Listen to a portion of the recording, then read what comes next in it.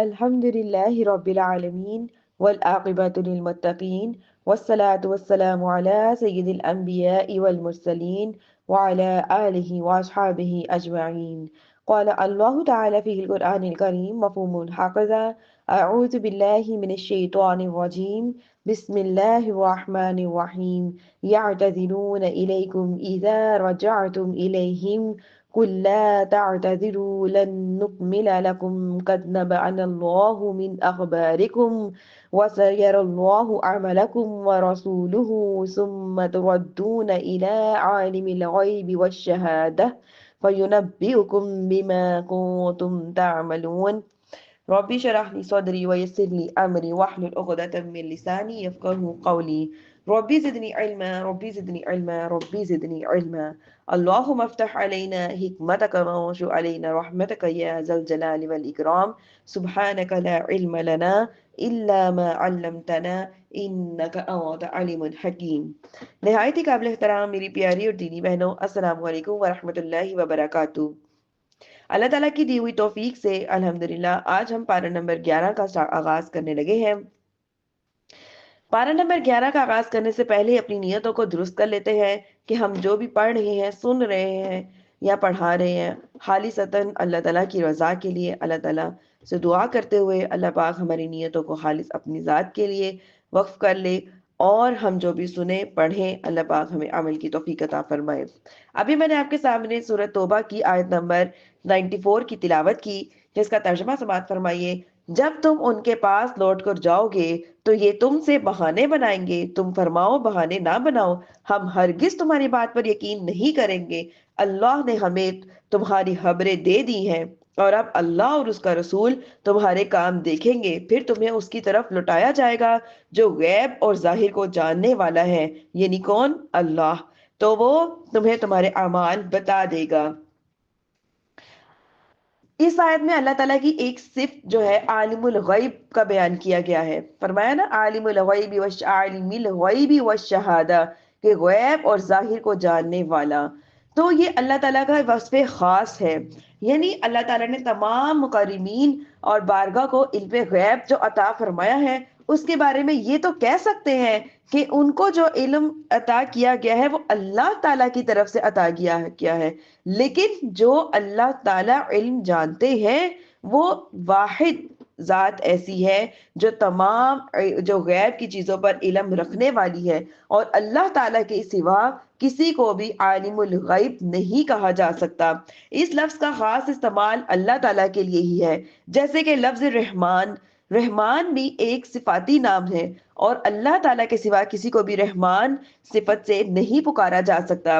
حضور پر نور صلی اللہ علیہ وسلم قطعاً بے شمار غیوب اور جتنے بھی عالم میں جو معاملات پائے جاتے تھے ان کے بارے میں علم رکھتے تھے، لیکن ان کو پھر بھی عالم الغیب نہیں کہا جا سکتا۔ کیوں؟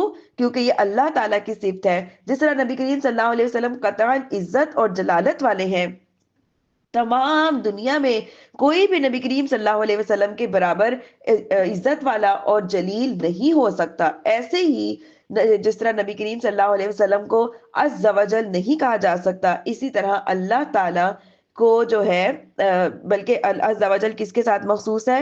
اللہ تعالیٰ کے لیے۔ ایسے ہی نبی کریم صلی اللہ علیہ وسلم جو ہے ان کے ساتھ ہی صرف درود شریف پڑھا جاتا ہے، کسی کے ساتھ بھی درود شریف خاص نہیں پڑھا جاتا۔ تو یہ جو صفات ہے اللہ تعالیٰ کی عالم الغیب، یہ صرف اور صرف کس کے ساتھ خاص ہے؟ اللہ رب العزت کے ساتھ ہی خاص ہے۔ سَيَحْلِفُونَ بِاللَّهِ لَكُمْ إِذَا انقَلَبْتُمْ إِلَيْهِمْ لِتُعْرِضُوا عَنْهُمْ فَأَعْرِضُوا عَنْهُمْ إِنَّهُمْ رِجْسٌ وَمَأْوَاهُمْ جَهَنَّمُ جَزَاءً بِمَا كَانُوا يَكْسِبُونَ۔ اب جب تم ان کی طرف لوٹ کر جاؤ گے تو یہ تمہارے سامنے اللہ کی قسمیں کھائیں گے تاکہ تم ان سے درگزر کرو، تو تم ان سے اعراض ہی کرو، یہ ناپاک ہے اور ان کا ٹھکانہ کیا ہے؟ جہنم ہے، اور یہ ان کے اعمال کا بدلہ ہے۔ مفسرین کرام فرماتے ہیں کہ ان کے ساتھ اٹھنا بیٹھنا جو ہے وہ چھوڑ دینا چاہیے، ان کے ساتھ گفتگو یعنی بات چیت کرنا بھی بند کر دینا چاہیے، چھوڑ دینی چاہیے۔ چنانچہ جب نبی کریم صلی اللہ علیہ وسلم مدینہ منورہ تشریف لائے تو حضور اقدس صلی اللہ علیہ وسلم نے مسلمانوں کو حکم دیا کہ منافقین کے پاس نہ بیٹھے اور نہ ہی ان سے بات کریں، کیونکہ ان کے باطن خبیث ہے، اور جو اعمال ہیں وہ کیا ہے؟ برے ہوتے ہیں، اور ملامت اور عتاب میں ان کی اصلاح نہیں ہوگی۔ اس کی وجہ یہ تھی کہ وہ ناپاک ہے، ان کے پاک ہونے کا کوئی بھی طریقہ نہیں ہے۔ آخرت میں ان کا صرف ایک ہی ٹھکانہ ہے، اور وہ کیا ہے؟ جہنم ہے۔ اور یہ ان کے لیے دنیا میں کیے ہوئے خبیث جو ان کے اعمال ہیں اس کا نتیجہ ہے کہ وہ ان کے اعمال ہی دنیا میں اتنے برے ہیں کہ ان کو خبیث کہا گیا ہے، تو جس کی وجہ سے اللہ پاک نے ان کا ٹھکانہ جہنم بنا دیا ہے۔ آگے دیکھیے آیت 96، یحلفون لکم لترضوا عنہم فإن ترضوا عنہم فإن اللہ لا یرضى عن القوم الفاسقین۔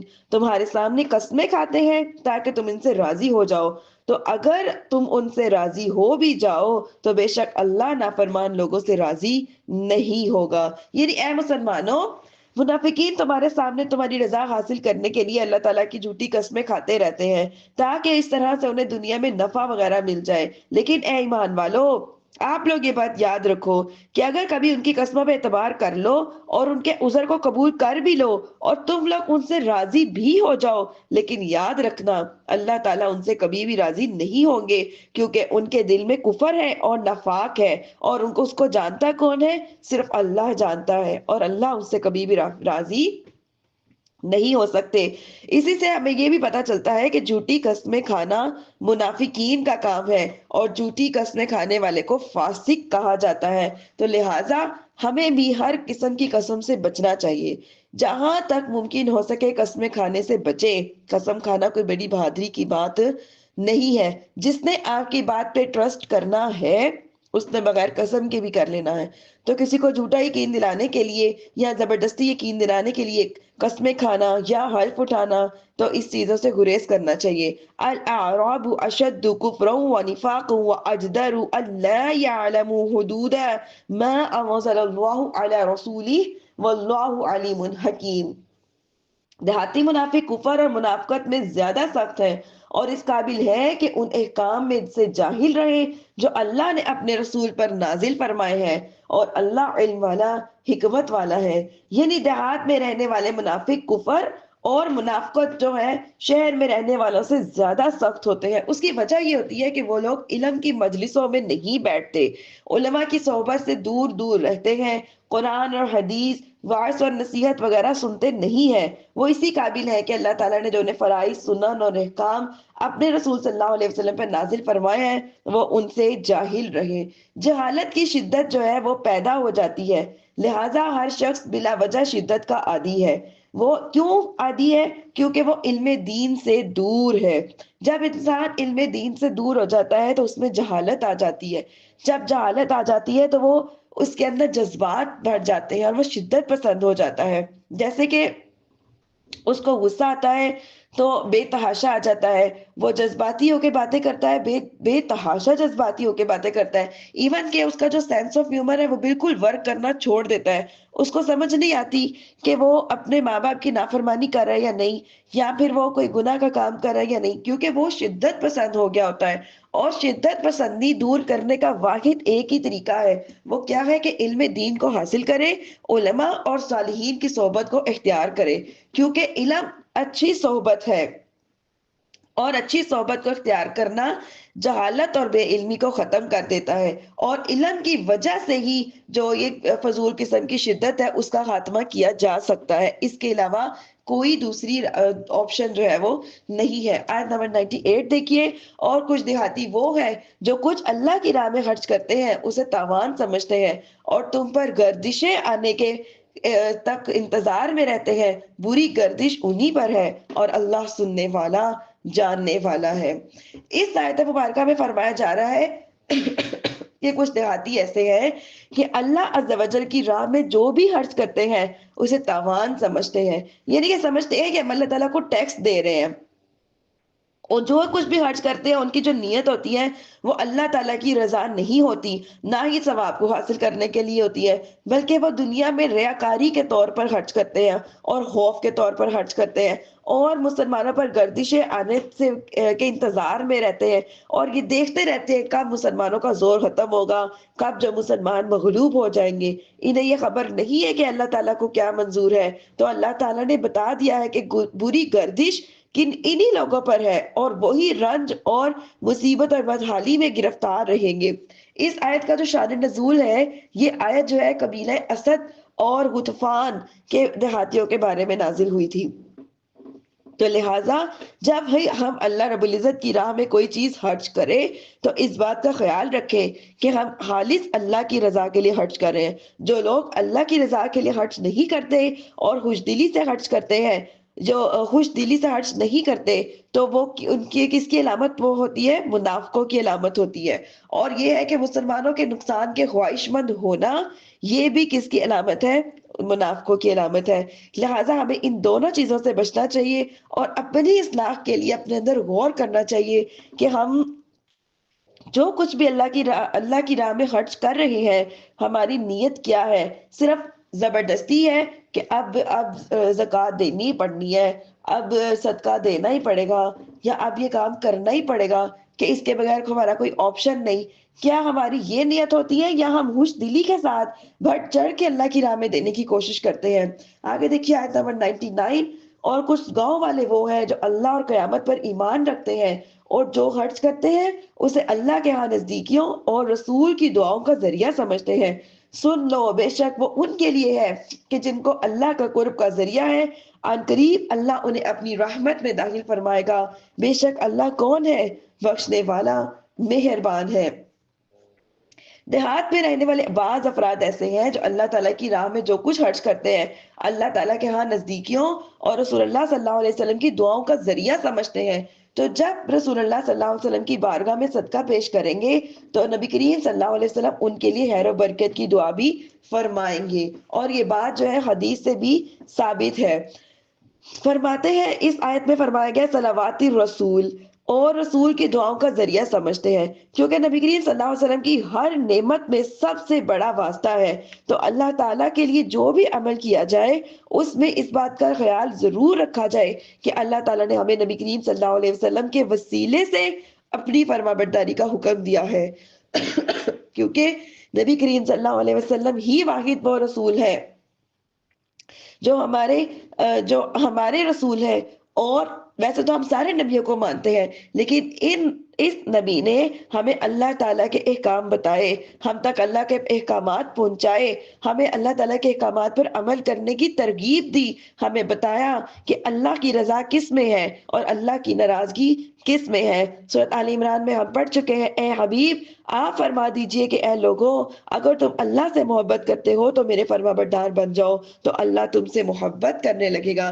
تو یہ جو گمان ہے کہ اپنے اور اللہ تعالیٰ کے درمیان نبی کریم صلی اللہ علیہ وسلم کو واسطہ اور وسیلہ بنائے بغیر اللہ کی رضا حاصل کر لے گا، تو یہ اس کی جو کوشش ہے یہ بیکار ہے، کیونکہ اللہ تعالیٰ نے ہم تک اپنے پیغام پہنچانے کے لیے اپنے نبی کو بھیجا ہے۔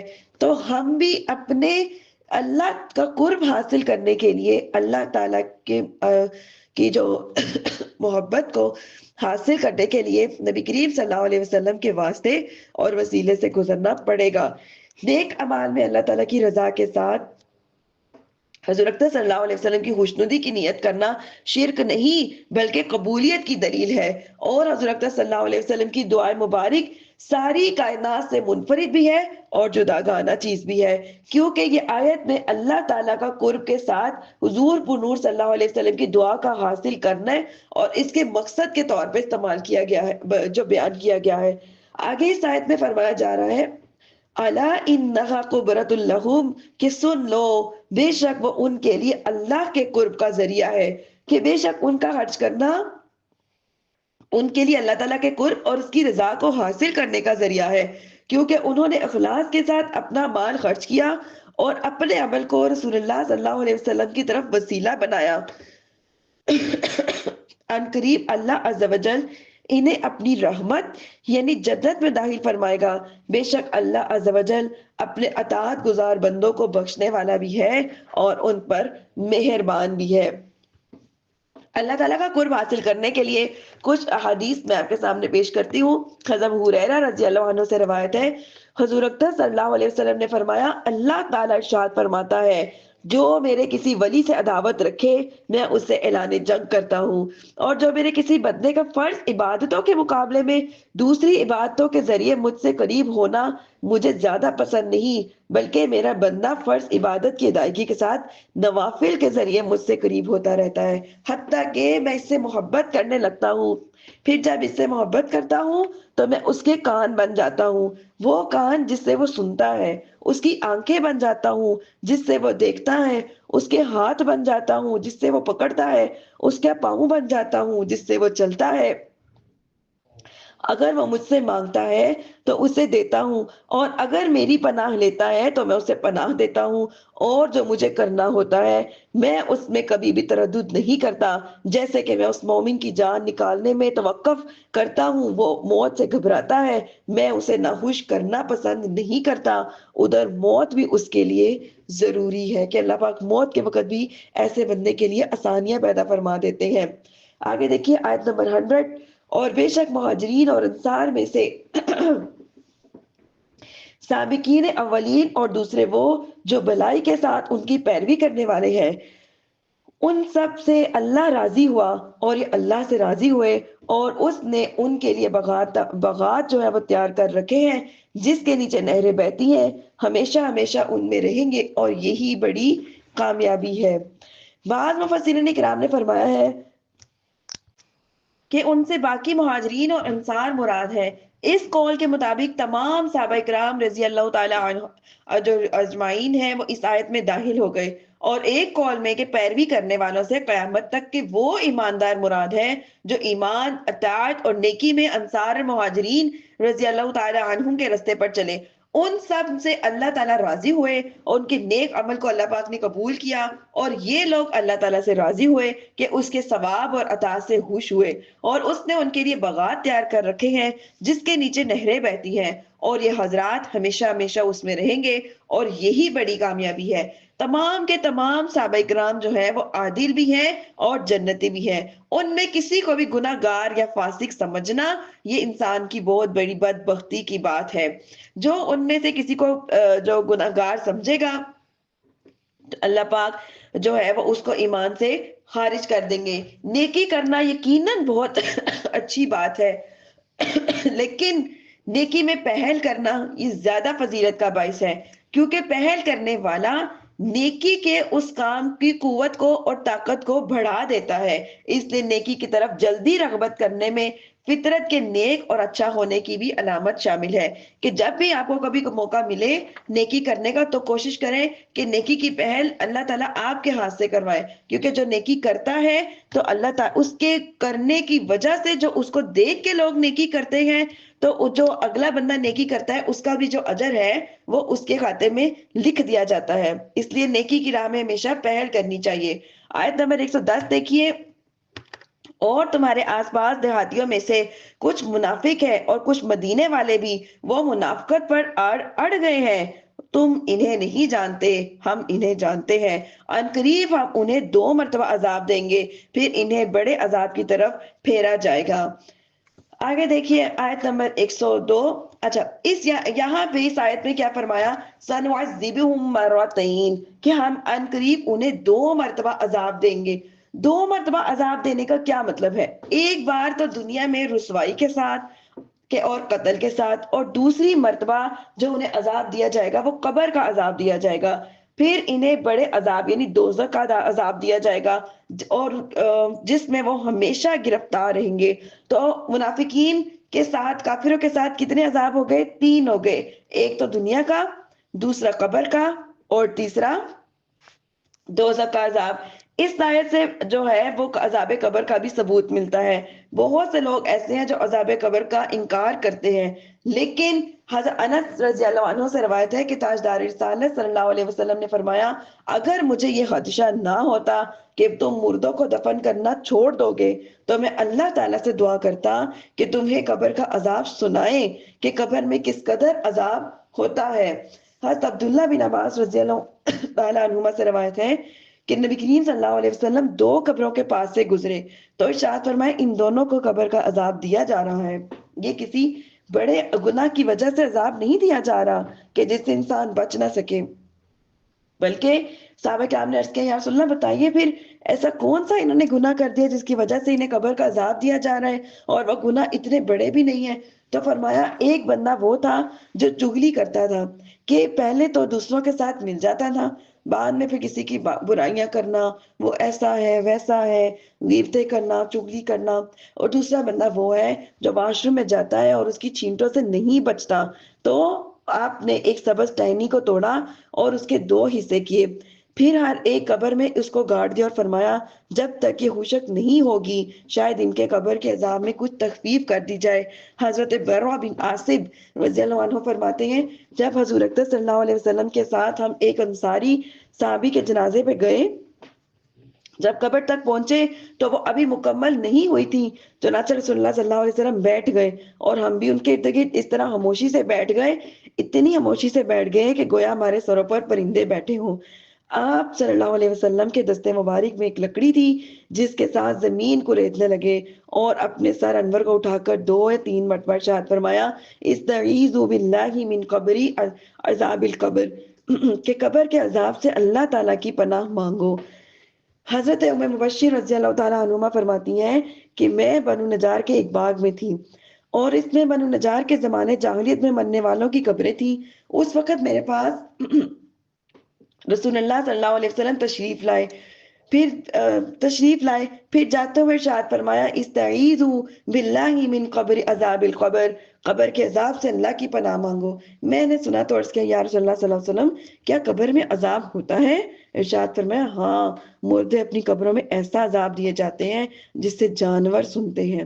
حضرت ابو ہریرہ رضی اللہ عنہ سے روایت ہے کہ سرکار دو عالم صلی اللہ علیہ وسلم دعا مانگا کرتے تھے اللہم انی اعوذ بک من عذاب القبر ومن عذاب النار ومن فتنة المحیا والممات ومن فتنة المسیح الدجال۔ اے عز و جل، میں عذاب قبر سے، جہنم کے عذاب سے، موت اور زندگی کے فتنے سے، مسیح دجال کے فتنے سے تیری پناہ مانگتا ہوں۔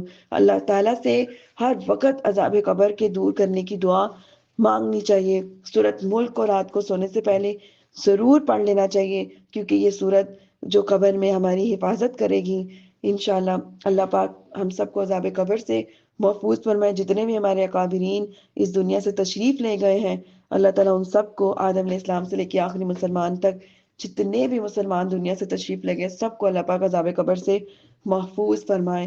آیت نمبر 102 دیکھیے، اور کچھ دوسرے لوگوں جنہوں نے اپنے گناہوں کا اقرار کیا تو انہوں نے ایک اچھا عمل کیا اور دوسرا برا عمل ملا دیا، عن قریب اللہ ان کی توبہ قبول فرمائے گا، بے شک اللہ بخشنے والا مہربان ہے۔ یعنی کچھ لوگ ایسے بھی ہوتے ہیں جنہوں نے دوسروں کی طرح جھوٹے عذر نہ کیے ہوں، بلکہ انہوں نے اپنے گناہوں کا اقرار کر لیا ہو اور اپنے فعل پر شرمندہ ہو، تو اللہ پاک نے کیا فرمایا؟ اللہ ایسے لوگوں کی توبہ کو قبول فرمائے گا۔ اللہ تعالیٰ نے ان کی توبہ کو قبول کرنے کا ذکر نہیں کیا، بلکہ کیا فرمایا کہ اللہ ان کے گناہوں کا اعتراف کے ذکر کو جو ان کے گناہوں کے اعتراف کے ذکر کو فرمایا کہ گناہوں کا اعتراف توبہ کی دلیل ہے۔ تو اپنے گناہوں میں شرمندہ ہونا یہ بھی ایک توبہ ہے، بلکہ توبہ کی ایک اہم شرط ہے۔ عبداللہ بن مسعود رضی اللہ عنہ سے روایت ہے کہ رسول اکرم صلی اللہ علیہ وسلم نے ارشاد فرمایا شرمندگی توبہ ہے۔ اگر انسان اپنے گناہوں پہ نادم ہوتا ہے نا تو سمجھے کہ اللہ پاک اس کی توبہ کو قبول فرما لیں گے۔ نیز گناہوں پر شرمندگی عام طور پر گناہ چھڑوا ہی دیتی ہے، اس لیے گناہوں پر جہاں تک ممکن ہو سکے شرمندہ رہنا چاہیے، اور ہمیں یہ امید بھی اللہ سے لگانی چاہیے کہ اگرچہ ہم جتنے بھی گناہ گار کیوں نہ ہو، ہمارے گناہ بے حد بے حساب ہی کیوں نہ ہو، لیکن اس کے ساتھ ساتھ کچھ نہ کچھ نیک اعمال بھی کر لیں، تاکہ جو ہمارے اعمال، جو ہمارے گناہ ہیں، ان کی وجہ سے ہمارے جو ناقص اعمال ہے، کم از کم ہمارا نفس جو ہے وہ ایمان تو قطعی اور یقینی طور پر درست ہے، تو یہ بھی ایک نیک عمل ہے۔ تو نیک عمل کرتے رہنا چاہیے۔ نیک عمل کی وجہ سے بھی گناہوں کی کمی ہو جاتی ہے، اور اگر شوق ہو اور ذوق ہو، طلب ہو، ندامت ہو، تو اللہ پاک ایک نہ ایک دن گناہوں سے بچنے کی مکمل توفیق بھی عطا فرما دیتے ہیں۔ آگے دیکھیے آیت نمبر 103، خذ من اموالہم صدقۃ تطہرہم وتزکیہم بہا وصلی علیہم ان صلاتک سکن لہم واللہ سمیع علیم۔ اے حبیب، تم ان کے مال سے زکوٰۃ وصول کرو جس سے تمہیں انہیں صاف ستھرا کرنا اور پاکیزہ کر دو، اور ان کے حق میں دعائے خیر کرو، بے شک تمہاری دعا ان کے دلوں کا چین ہے، اور اللہ سننے والا جاننے والا ہے۔ یعنی کہ صدقہ وغیرہ پیش کرنا جو ہے وہ دعائے خیر کرنا سید المرسلین صلی اللہ علیہ وسلم کے معاملات میں شامل تھا۔ تو اس وجہ سے جب بھی کسی کو صدقہ دیا جائے تو صدقہ لینے والے کو چاہیے کہ وہ دعائے خیر کرے، کیونکہ یہ سنت ہے۔ اور یہاں پہ فرمایا جا رہا ہے کہ آپ دلوں کا چین ہے، دلوں کا چین ہے، یعنی کہ حبیب صلی اللہ علیہ وسلم آپ کی دعا ان کے لیے رحمت بھی ہے اور ان کے دل کا چین بھی ہے۔ اور ایک وجہ یہ بھی ہے کہ حضور صلی اللہ علیہ وسلم مومنوں کے دلوں کا چین ہے۔ مسلمان کو جس قدر محبت اور رغبت نبی کریم صلی اللہ علیہ وسلم کی دعائے خیر کے حصول میں ہوتی ہے، وہ کسی اور چیز میں نہیں ہو سکتی۔ اور نبی کریم صلی اللہ علیہ وسلم کی ظاہری زندگی میں بھی یہی تھا اور اب بھی یہی ہے۔ حدیث مبارک میں ہے نا کہ میری زندگی تمہارے لیے بہتر ہے اور میرا انتقال فرمانا بھی تمہارے لیے بہتر ہے۔ تمہارے اعمال میری بارگاہ میں پیش کیے جائیں گے، اگر اچھے عمل کو پاؤں گا تو میں اللہ تعالیٰ کی تعریف کروں گا، اور اگر اچھے عمل نہیں پاؤں گا تو تمہارے لیے مغفرت طلب کروں گا۔ یعنی کہ نبی کریم صلی اللہ علیہ وسلم وصال کے بعد بھی ہمارے لیے اللہ سے دعائیں مغفرت کرتے ہیں، لہذا نبی کریم صلی اللہ علیہ وسلم کی دعا ان کی زندگی اور وفات کے بعد دونوں صورتوں میں حاصل ہوگی اور دلوں میں چین اور سکون کا بھی باعث ہوگی۔ أَلَمْ يَعْلَمُوا أَنَّ اللَّهَ هُوَ يَقْبَلُ التَّوْبَةَ عَنْ عِبَادِهِ وَيَأْخُذُ الصَّدَقَاتِ وَأَنَّ اللَّهَ هُوَ التَّوَّابُ الرَّحِيمُ۔ کیا فرماتے ہیں، کیا انہیں معلوم نہیں ہے کہ اللہ ہی اپنے بندوں کی توبہ قبول فرماتا ہے اور خود صدقات اپنے دستے قدرت میں لیتا ہے، یہ کہ اللہ ہی توبہ قبول فرمانے والا ہے۔ فرماتے ہیں کہ ہر جرم کی جو سزا ہے وہ ایک جیسی نہیں ہوتی، اس کی جو توبہ ہے ایک جیسی نہیں ہوتی، مختلف جرموں کی توبہ مختلف ہوتی ہے۔ جیسے اللہ تعالیٰ کے حقوق، جیسے بندوں کے حقوق، کہ اللہ کے حقوق کی پہلے بات کر لیتے ہیں تو اللہ کے حقوق میں نمازیں کسی نے قضا کی ہوں، روزے چھوڑے ہوں، فرض زکوٰۃ نہ دی ہو، حج نہ کیا ہو، تو ان کی توبہ کیسے ہوگی؟ تو ان کی توبہ یہ ہوگی کہ نماز اور روزے کی قضا کرے، زکوٰۃ کو ادا کرے، حج کرے، اور ندامت اور شرمندگی کے ساتھ اللہ تعالیٰ کی بارگاہ میں اپنے جو پچھلے گناہ ہیں اس کی معافی مانگے۔ اس طرح اگر اپنے کان، آنکھ، ہاتھ، پاؤں اور دیگر اعضاء سے بھی اس نے کوئی گناہ کیے ہوں جن کا تعلق اللہ تعالیٰ کے حقوق سے ہو، بندوں کے حقوق سے نہ ہو، جیسے غیر محرم کو دیکھنا، عورت کی طرف رغبت کرنا، یا جنابت کی حالت میں مسجد میں بیٹھنا، قرآن پاک کو بے وضو ہاتھ لگانا، شراب نوشی کرنا، گانے بجانے سننا وغیرہ، یہ سب کی توبہ یہ ہے کہ اللہ تعالیٰ کی بارگاہ میں اپنے گناہوں کو اقرار کرے، ان گناہوں پر ندامت کا اظہار کرے اور آئندہ یہ گناہ نہ کرنے کا پکا ارادہ کرے، تو انشاءاللہ معافی طلب ہو جائے گی۔ اس کے بعد کچھ نہ کچھ نیک اعمال وغیرہ بھی کرتے رہے، کیونکہ نیکیاں گناہوں کو مٹا دیتی ہیں۔ لیکن اگر بندے کا حقوق کی بات رہے کہ حقوق العباد میں تلخیاں ہو جائے تو کیا کریں؟ تو ان حقوق کا تعلق اگر قرض کے ساتھ ہے، جیسے کہ خریداری کی ہو، یا پھر مزدور کی اجرت نہ دی ہو، بیوی کا مہر نہ دیا ہو، تو کیا کریں؟ معافی بھی مانگے اور اپنے یہ حقوق ادا کریں کہ خریدی ہوئی چیز کی قیمت پوری پوری ادا کرے، مزدور کو اجرت نہیں دی تو اجرت دے، اور بیوی کا مہر نہیں دیا تو اس کو ادا کرے۔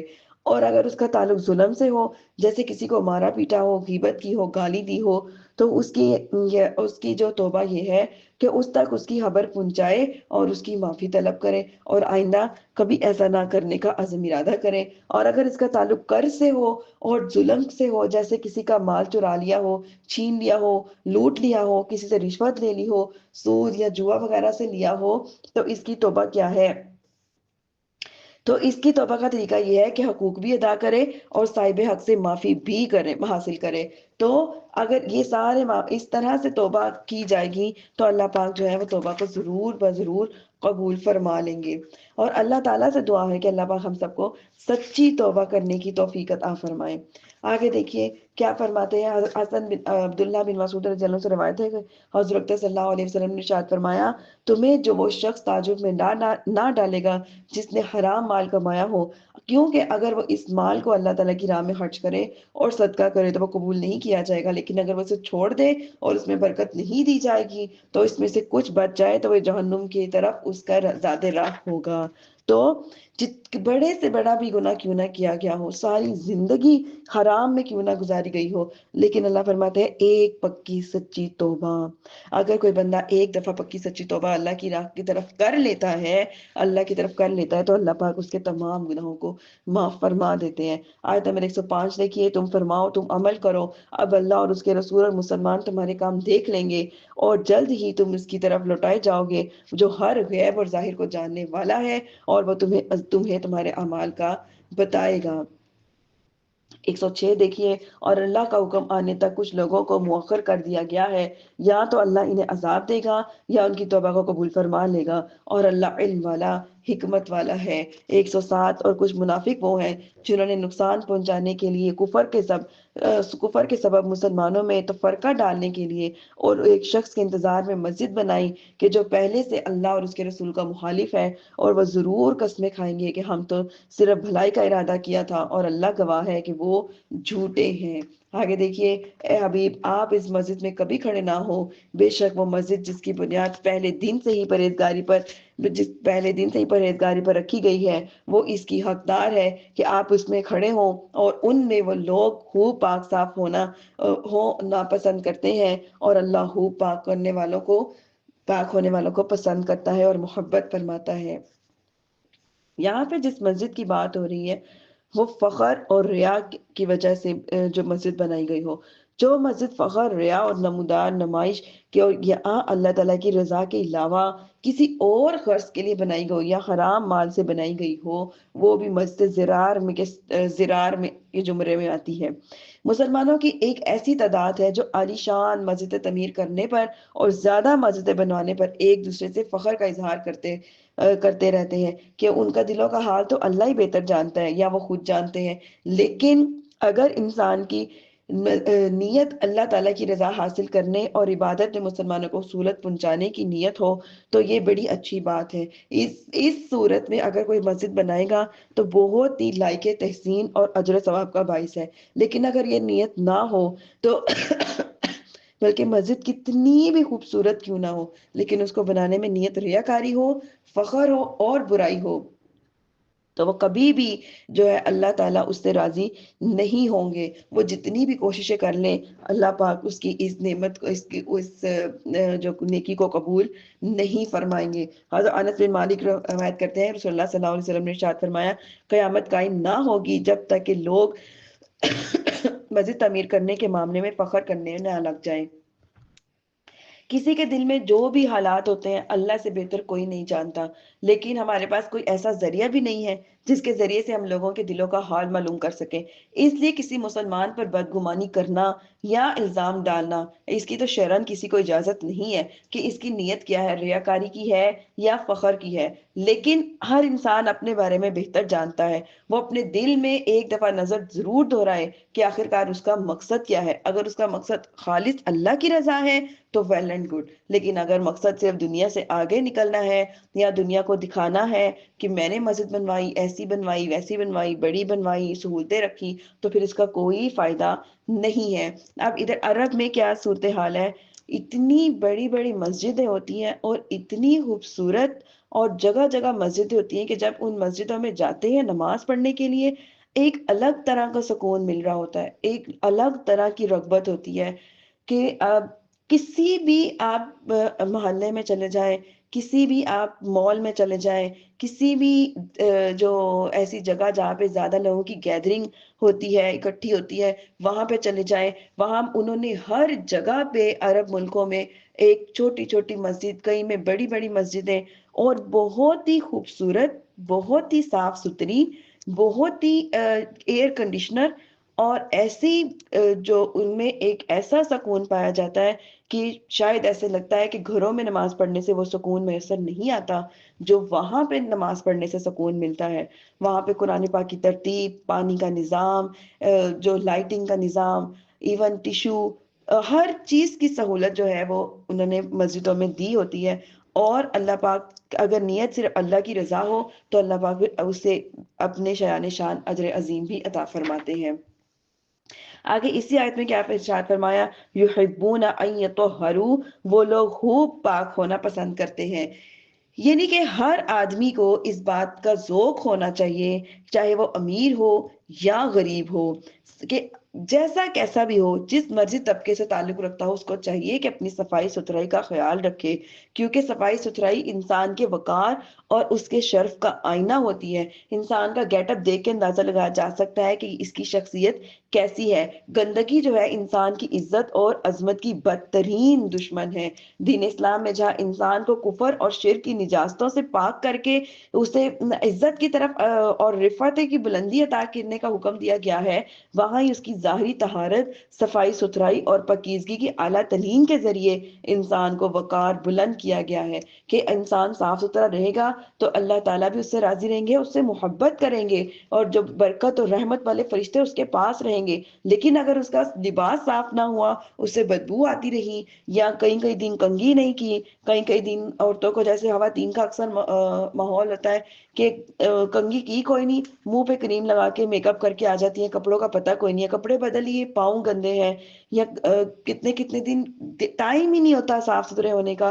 تو ان چیزوں سے بچنا چاہیے، کیونکہ یہ ساری جو چیزیں ہیں یہ اللہ تعالیٰ کو ناپسند ہے۔ اللہ تعالیٰ پاک اور صاف ہے، اللہ طیب ہے، تو اللہ تعالیٰ پاکی اور صفائی کو پسند کرتے ہیں اور خوشبو والی چیزوں کو پسند کرتے ہیں۔ اللہ ستھرا ہے، ستھرائی کو دوست رکھتا ہے، وہ کریم ہے، کرم کو دوست رکھتا ہے، وہ جواد ہے، وہ سخاوت کو دوست رکھتا ہے، وہ سہن کو، اور اپنی، اس لیے اپنے گھروں کو صاف رکھو، اپنے گھروں میں جو مشابہت ہے یہودیوں سے ہرگز نہ ہونے دو۔ اس وجہ سے ہمیں اپنی صفائی ستھرائی کا خیال خاص رکھنا چاہیے۔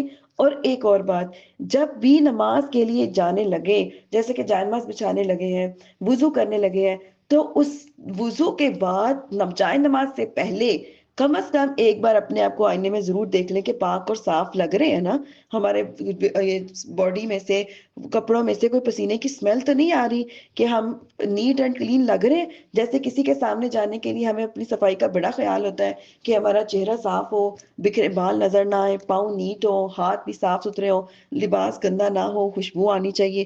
ایسی اللہ تعالیٰ کے حضور کھڑے ہونے سے پہلے اپنی صفائی کو چیک کر لیا کریں۔ یہ بھی سمجھے کہ اللہ تعالیٰ کے قرب کا ایک ذریعہ ہے، ایک رستہ ہے۔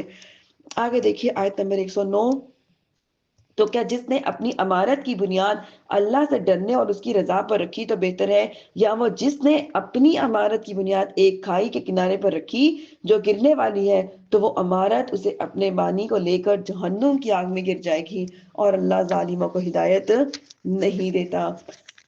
آیت 110، ان کی تعمیر شدہ عمارت ہمیشہ ان کے دلوں میں کھٹکتی رہے گی، مگر یہ کہ ان کے دل ٹکڑے ٹکڑے ہو جائیں گے، اور اللہ علم والا، حکمت والا ہے۔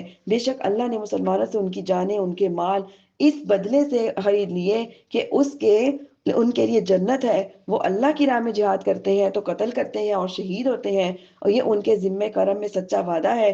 تورات، انجیل اور قرآن میں اللہ سے زیادہ اپنے وعدے کو پورا کرنے والا کون ہے؟ تو اپنے اس سودے پر خوشیاں مناؤ جو سودا تم نے اللہ کے ساتھ کیا ہے، اور یہی بڑی کامیابی ہے۔ اللہ تعالیٰ کی راہ میں جو بھی چیز خرچ کی جائے، مال ہو یا پھر اولاد ہو یا پھر وقت ہو، یا کوئی بھی چیز ہو، خالص اللہ کی رضا کے لیے ہو، تو اللہ اپنے بندے کی نعمتوں کو، اللہ اپنے بندے کی محنتوں کو ضائع نہیں کرتا۔ آیت نمبر 112، توبہ کرنے والے، عبادت کرنے والے، حمد کرنے والے، روزہ رکھنے والے، رکوع کرنے والے، سجدہ کرنے والے، نیکی کا حکم دینے والے، برائی سے روکنے والے، اللہ کی حدوں کی حفاظت کرنے والے ہیں، مسلمانوں کو جنت کی خوشخبری سنا دو۔ اللہ تعالیٰ نے اپنے بندوں کو جن احکام کا پابند بنایا ہے وہ کیا ہے؟ پابند کیا ہے وہ بہت زیادہ ہے، جیسے کہ اللہ پاک نے نماز، روزہ، حج، زکوٰۃ کا پابند بنایا ہے۔ اب جو کوئی اسے ادا کرے گا اللہ کا قرب حاصل کرے گا، کیونکہ یہ حقوق اللہ ہے، لیکن حقوق العباد کو بھی پورا پورا ادا کرنا چاہیے۔ اب یہ مطلب نہیں ہے کہ انسان حقوق اللہ کو ادا کرنے میں اتنا مغن ہو جائے کہ حقوق العباد کی پرواہ نہ رہے، یا حقوق العباد کو پورا کرنے میں اتنا بزی ہو جائے کہ حقوق اللہ کی طرف سے غافل ہو جائے۔ تو ان دونوں چیزوں سے بچنا چاہیے۔ حقوق اللہ جتنے ضروری ہیں حقوق العباد بھی اتنے ضروری ہیں. جہاں پہ اللہ تعالیٰ کا حق ادا کرنے کی باری ہے وہاں اس کو اچھے سے ادا کیا جائے، اور جہاں بندے کے حقوق کی باری ہے وہاں اس کو اچھے سے ادا کیا جائے، کیونکہ یہی اللہ کو پسند ہے. آیت 114. نبی اور ایمان والوں کے لائق نہیں کہ وہ مشرکوں کے لیے مغفرت کی دعائیں مانگے اگرچہ وہ رشتہ دار ہوں، جبکہ ان کے لیے واضح ہو چکا کہ وہ دوزخی ہیں. آگے دیکھیے، اور ابراہیم نے اپنے باپ کی مغفرت کی دعا کرنا صرف ایک وعدے کی وجہ سے تھا جو انہوں نے اس سے کیا تھا. پھر جب ابراہیم کے لیے بالکل واضح ہو گیا کہ وہ اللہ کا دشمن ہے تو وہ اس سے بیزار ہو گئے. بے شک ابراہیم بہت آہذاری کرنے والا، بہت برداشت کرنے والا ہے.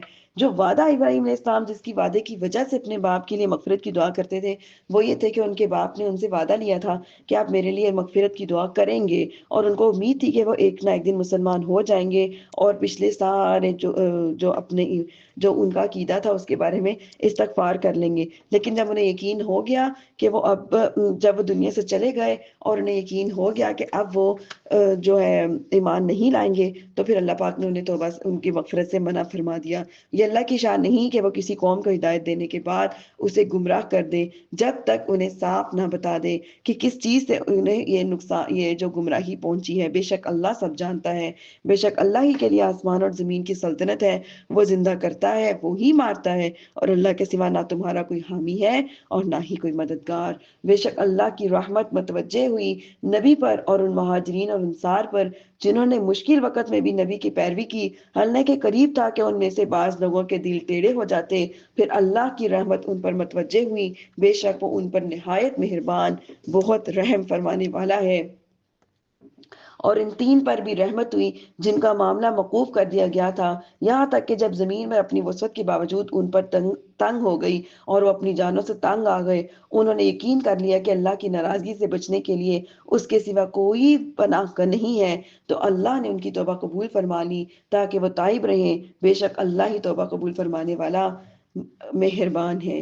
یا ایھا الذین آمنوا اتقوا اللہ وکونوا مع الصادقین. اے ایمان والو، اللہ سے ڈرو اور سچوں کے ساتھ ہو جاؤ. عبداللہ بن مسعود رضی اللہ عنہ روایت فرماتے ہیں کہ رسول اللہ صلی اللہ علیہ وسلم نے ارشاد فرمایا کہ بے شک سچائی بھلائی کی طرف ہدایت دیتی ہے اور بھلائی جنت کی طرف لے جاتی ہے، اور آدمی برابر سچ بولتا رہتا ہے یہاں تک کہ وہ صدیق ہو جاتا ہے، اور جھوٹ بدکاریوں کی طرف لے جاتی ہے، بدکاریاں جو ہے جہنم کی پہنچاتی ہیں. آدمی برابر جھوٹ بولتا رہتا ہے یہاں تک کہ وہ اللہ تعالیٰ کے نزدیک کذاب لکھ دیا جاتا ہے. اللہ تعالیٰ معاف فرمائے، ہمیں ہمیشہ سچ بولنے کی توفیق عطا فرمائے، اور لازم دعا کیا کرے اللہ تعالیٰ ہمیں ہماری آل اولاد کو جھوٹ سے بچنے کی توفیق عطا فرمائے. تو نیک لوگوں کی صحبت میں بیٹھنے کا بھی یہاں سے ہمیں ثبوت مل گیا کہ ان کے ساتھ ہونے کی صورت کیا ہے کہ صحبت اختیار کرنا بھی ہے، اور اختیار کرنے کا اثر بھی کیا ہے. اثر یہ ہے کہ ان میں اس کی سیرت، کردار، نیک اعمال، اچھے اعمال کو دیکھ کر انسان خود بھی گناہوں سے بچنے اور نیکیاں کرنے کی توفیق ملتی رہتی ہے. اور ایک اثر یہ ہوتا ہے کہ اس کے دل کی سختی ختم ہو جاتی ہے، اس کے اندر رقت پیدا ہوتی ہے، نرمی پیدا ہوتی ہے. ایمان پر خاتمے اور قبر حشر کے جو سخت معاملات ہوتے ہیں اس کی فکر نصیب ہوتی ہے. اس لیے ہر مسلمان کو چاہیے کہ وہ نیک بندوں سے تعلقات بنائے، ان کی صحبتوں کو اختیار کرے. کسی بھی صحبت اختیار کرنے سے پہلے یہ بات پہ ضرور غور کر لو کہ کس کی صحبت اختیار کر رہے ہیں، کیونکہ حضرت ابو ہریرہ رضی اللہ عنہ سے روایت ہے کہ رسول اللہ صلی اللہ علیہ وسلم نے ارشاد فرمایا آدمی اپنے دوست کے دین پر ہوتا ہے جو اسے دیکھنا چاہتا ہے کہ اس کی دوست کہ وہ کس سے دوستی کر رہا ہے. تو اس وجہ سے ہمیشہ دیندار دوست کی تلاش کرو کہ وہ بھی وہ دیندار ہو جو عمل والا ہو، اور اس کا عمل ایک نہ ایک دن ہمیں بھی انشاءاللہ عمل کرنے پر مجبور کر دے گا. اس کا خوف، اللہ تعالیٰ سے اس کا خوف ہمارے دلوں میں بھی اللہ سے خوف پیدا کر دے گا. اس کے دل کی نرمی ہمارے دلوں میں بھی نرمی پیدا کر دے گی. امام جعفر صادق فرماتے ہیں کہ 5 قسم کے آدمی کی صحبت اختیار نہ کرو. بہت زیادہ جھوٹ بولنے والا شخص، کیونکہ تم اس سے دھوکا کھاؤ گے. وہ سراب یعنی صحرا میں پانی نظر آنے والی ریت کی طرح ہے، اور دور والے کو تیرے قریب کر دے گا اور قریب والے کو تم سے دور کر دے گا. کیونکہ جو جھوٹ بولنے کی جن میں عادت پائی جاتی ہے نا، پھر ان کو وہ اپنے جھوٹ کو ہر ممکن کوشش میں سچ میں بدلنے کی کوشش کرتے ہیں، تو ان کی وہ پھر ظاہر ہے فساد پھیلانے والے بن جاتے ہیں۔ پھر وہ کیا کرتے ہیں، جو دور ہوتے ہیں ان کو نزدیک کر دیتے ہیں اور نزدیک والوں کو دور کر دیتے ہیں۔ دوسرے وہ بیوقوف آدمی، کیونکہ اس نے تمہیں کچھ بھی حاصل نہیں ہوگا، وہ تمہیں نفع بھی نہیں پہنچا سکتا اور نقصان بھی نہیں پہنچائے گا۔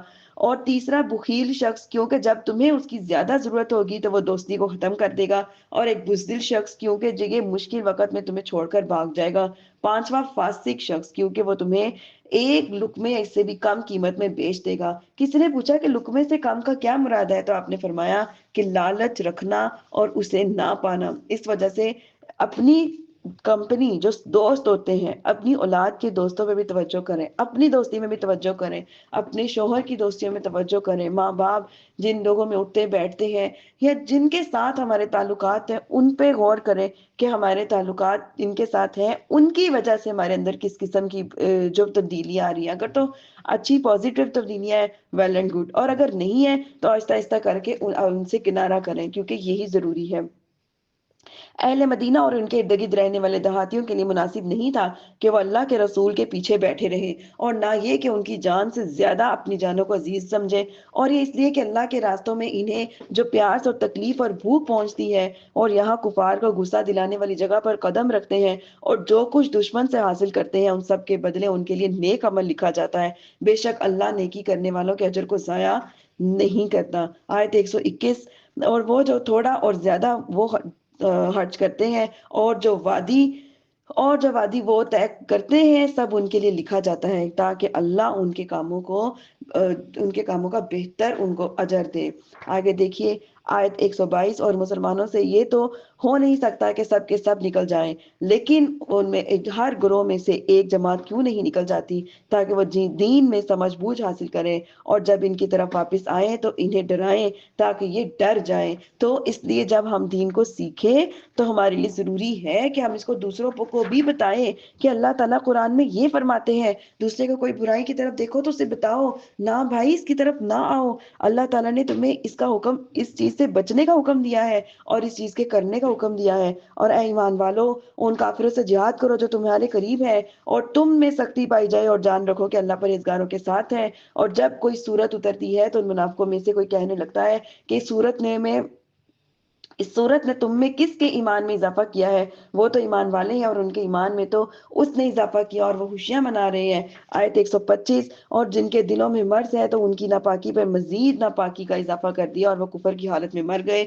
126۔ تو کیا یہ نہیں دیکھتے کہ انہیں ہر سال ایک یا دو مرتبہ آزمایا جاتا ہے، پھر نہ وہ توبہ کرتے ہیں اور نہ ہی نصیحت مانتے ہیں۔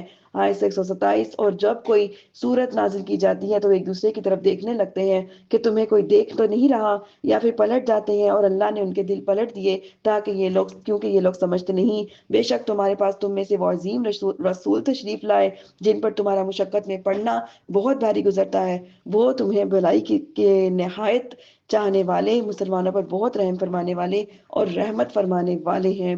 آگے دیکھیے آیت 129۔ پھر اگر وہ منہ پھیرے تو تم فرما دو کہ مجھے اللہ کافی ہے، اس کے سوا کوئی معبود نہیں، میں نے اسی پر بھروسہ کیا اور وہی عرش کا مالک ہے۔ اب یہاں ہماری سورۃ توبہ مکمل ہوئی۔ اب سورۃ یونس شروع کرتے ہیں۔ یہ حضرت عباس رضی اللہ عنہما فرماتے ہیں کہ سورۃ یونس مکی ہے، البتہ اس کی 3 آیتیں فَإِن كُنتَ فی شک سے لے کر لا یؤمنون تک مدینہ منورہ میں نازل ہوئی۔ اس میں 11 رکوع اور 109 آیتیں ہیں۔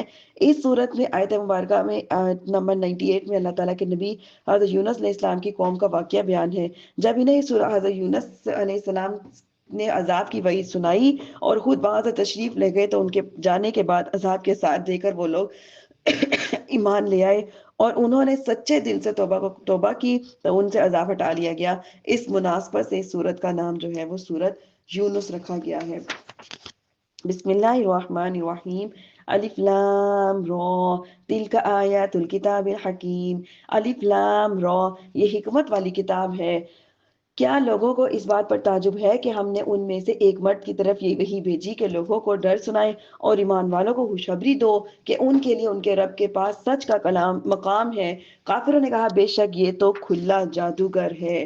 آیت 3، بے شک تمہارا رب اللہ ہے جس نے آسمان اور زمین 6 دن میں بنائے، پھر عرش پر استوا بنایا جیسا اس کی شان کے لائق ہے۔ وہ کام کی تدبیر فرماتا ہے، اس کی اجازت کے بعد ہی کوئی سفارشی ہو سکتا ہے۔ یہ اللہ تمہارا رب ہے اور تم اس کی عبادت کرو، کیا تم سمجھتے نہیں ہو؟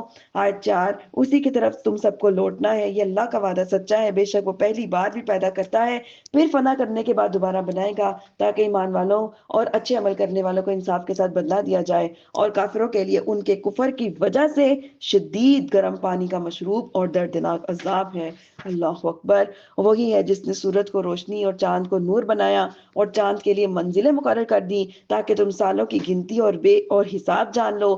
اللہ نے یہ سب حق کے ساتھ پیدا فرمایا، وہ علم والوں کے لیے تفصیل سے نشانیاں بیان کرتا ہے۔ ان فی اختلاف اللیل والنہار وما خلق اللہ فی السماوات والارض لآیات لقوم یتقون، بے شک رات اور دن کی تبدیلی میں جو کچھ اللہ نے آسمان اور زمین میں پیدا کیا ہے ان میں ڈرنے والوں کے لیے نشانیاں ہیں۔ ان الذین لا یرجون لقاءنا ورضوا بالحیاۃ الدنیا وَأَنُّوا بِهَا وَالَّذِينَ هُمْ عَنْ آيَاتِنَا غَافِلُونَ أُولَئِكَ مَأْوَاهُمُ النَّارُ بِمَا كَانُوا يَكْسِبُونَ، بے شک وہ لوگ جو ہم سے ملنے کی امید نہیں رکھتے اور دنیا کی زندگی کو پسند کر کے بیٹھتے ہیں اور اس پر مطمئن ہو گئے ہیں، وہ جو ہماری آیتوں سے غافل ہیں، ان لوگوں کا ٹھکانہ ان کے اعمال کے بدلے دوزخ ہے، دوزخ۔ اللہ تعالیٰ معاف فرمائے۔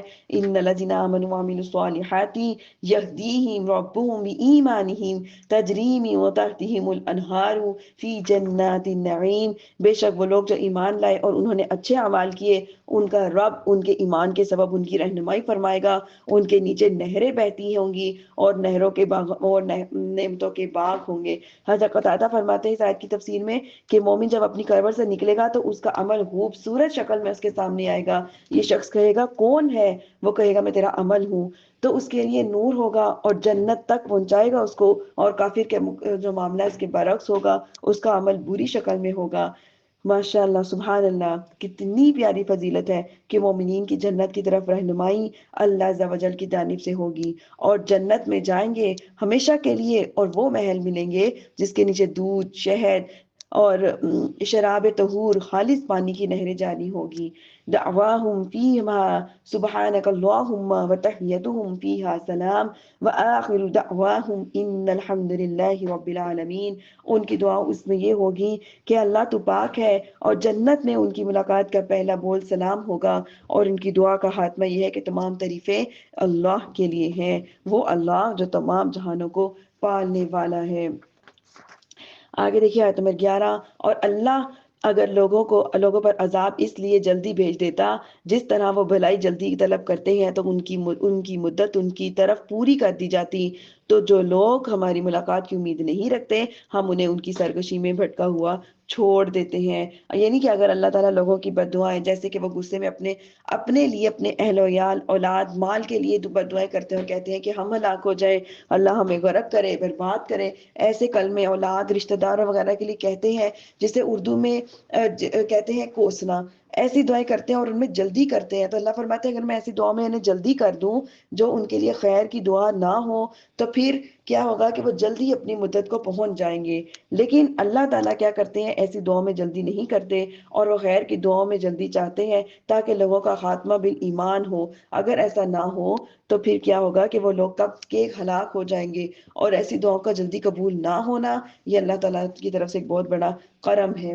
تو اللہ تعالیٰ ہماری دعاؤں کو ضرور قبول فرماتے ہیں، اور اگر جب دعائیں قبول نہیں ہوتی تو اس کا مطلب یہ ہے کہ اللہ کی طرف سے رحمت ہے۔ آگے دیکھیں آیت نمبر 12، اور جب آدمی کو تکلیف پہنچتی ہے تو لیٹے ہوئے اور بیٹھے ہوئے اور کھڑے ہوئے ہر حالت میں ہم سے دعا کرتا ہے، پھر جب ہم اس کی تکلیف کو دور کر دیتے ہیں تو یوں چل دیتا ہے گویا جیسے اس کو کوئی تکلیف پہنچی ہی نہیں تھی اور اس نے ہمیں پکارا ہی نہیں تھا۔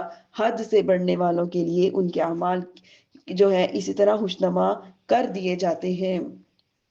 آیت 13، اور بے شک ہم نے تم سے پہلے پہلے کی قوموں کو ہلاک کر دیا جب انہوں نے ظلم کیا اور ان کے پاس ہمارے رسول روشن دلائل لے کر تشریف لائے اور وہ ایسے ہی تھے کہ ایسے نہیں تھے کہ ایمان لاتے، ہم یوں ہی مجرموں کو بدلہ دے دیتے ہیں۔ مجرم انسان تب ہوتا ہے جب وہ اللہ تعالیٰ کی جو بھیجی ہوئی آیات ہے ان کی نافرمانی کرتا ہے، اللہ کو ایک نہیں مانتا اور اپنے جرم کے سبب وہ سزا کو پاتا ہے۔ ثم جعلناکم خلائف فی الارض من بعدہم لننظر کیف تعملون، پھر ہم نے ان کے بعد تمہیں زمین میں جانشین بنایا تاکہ ہم دیکھیں کہ تم کیسے کام کرتے ہو۔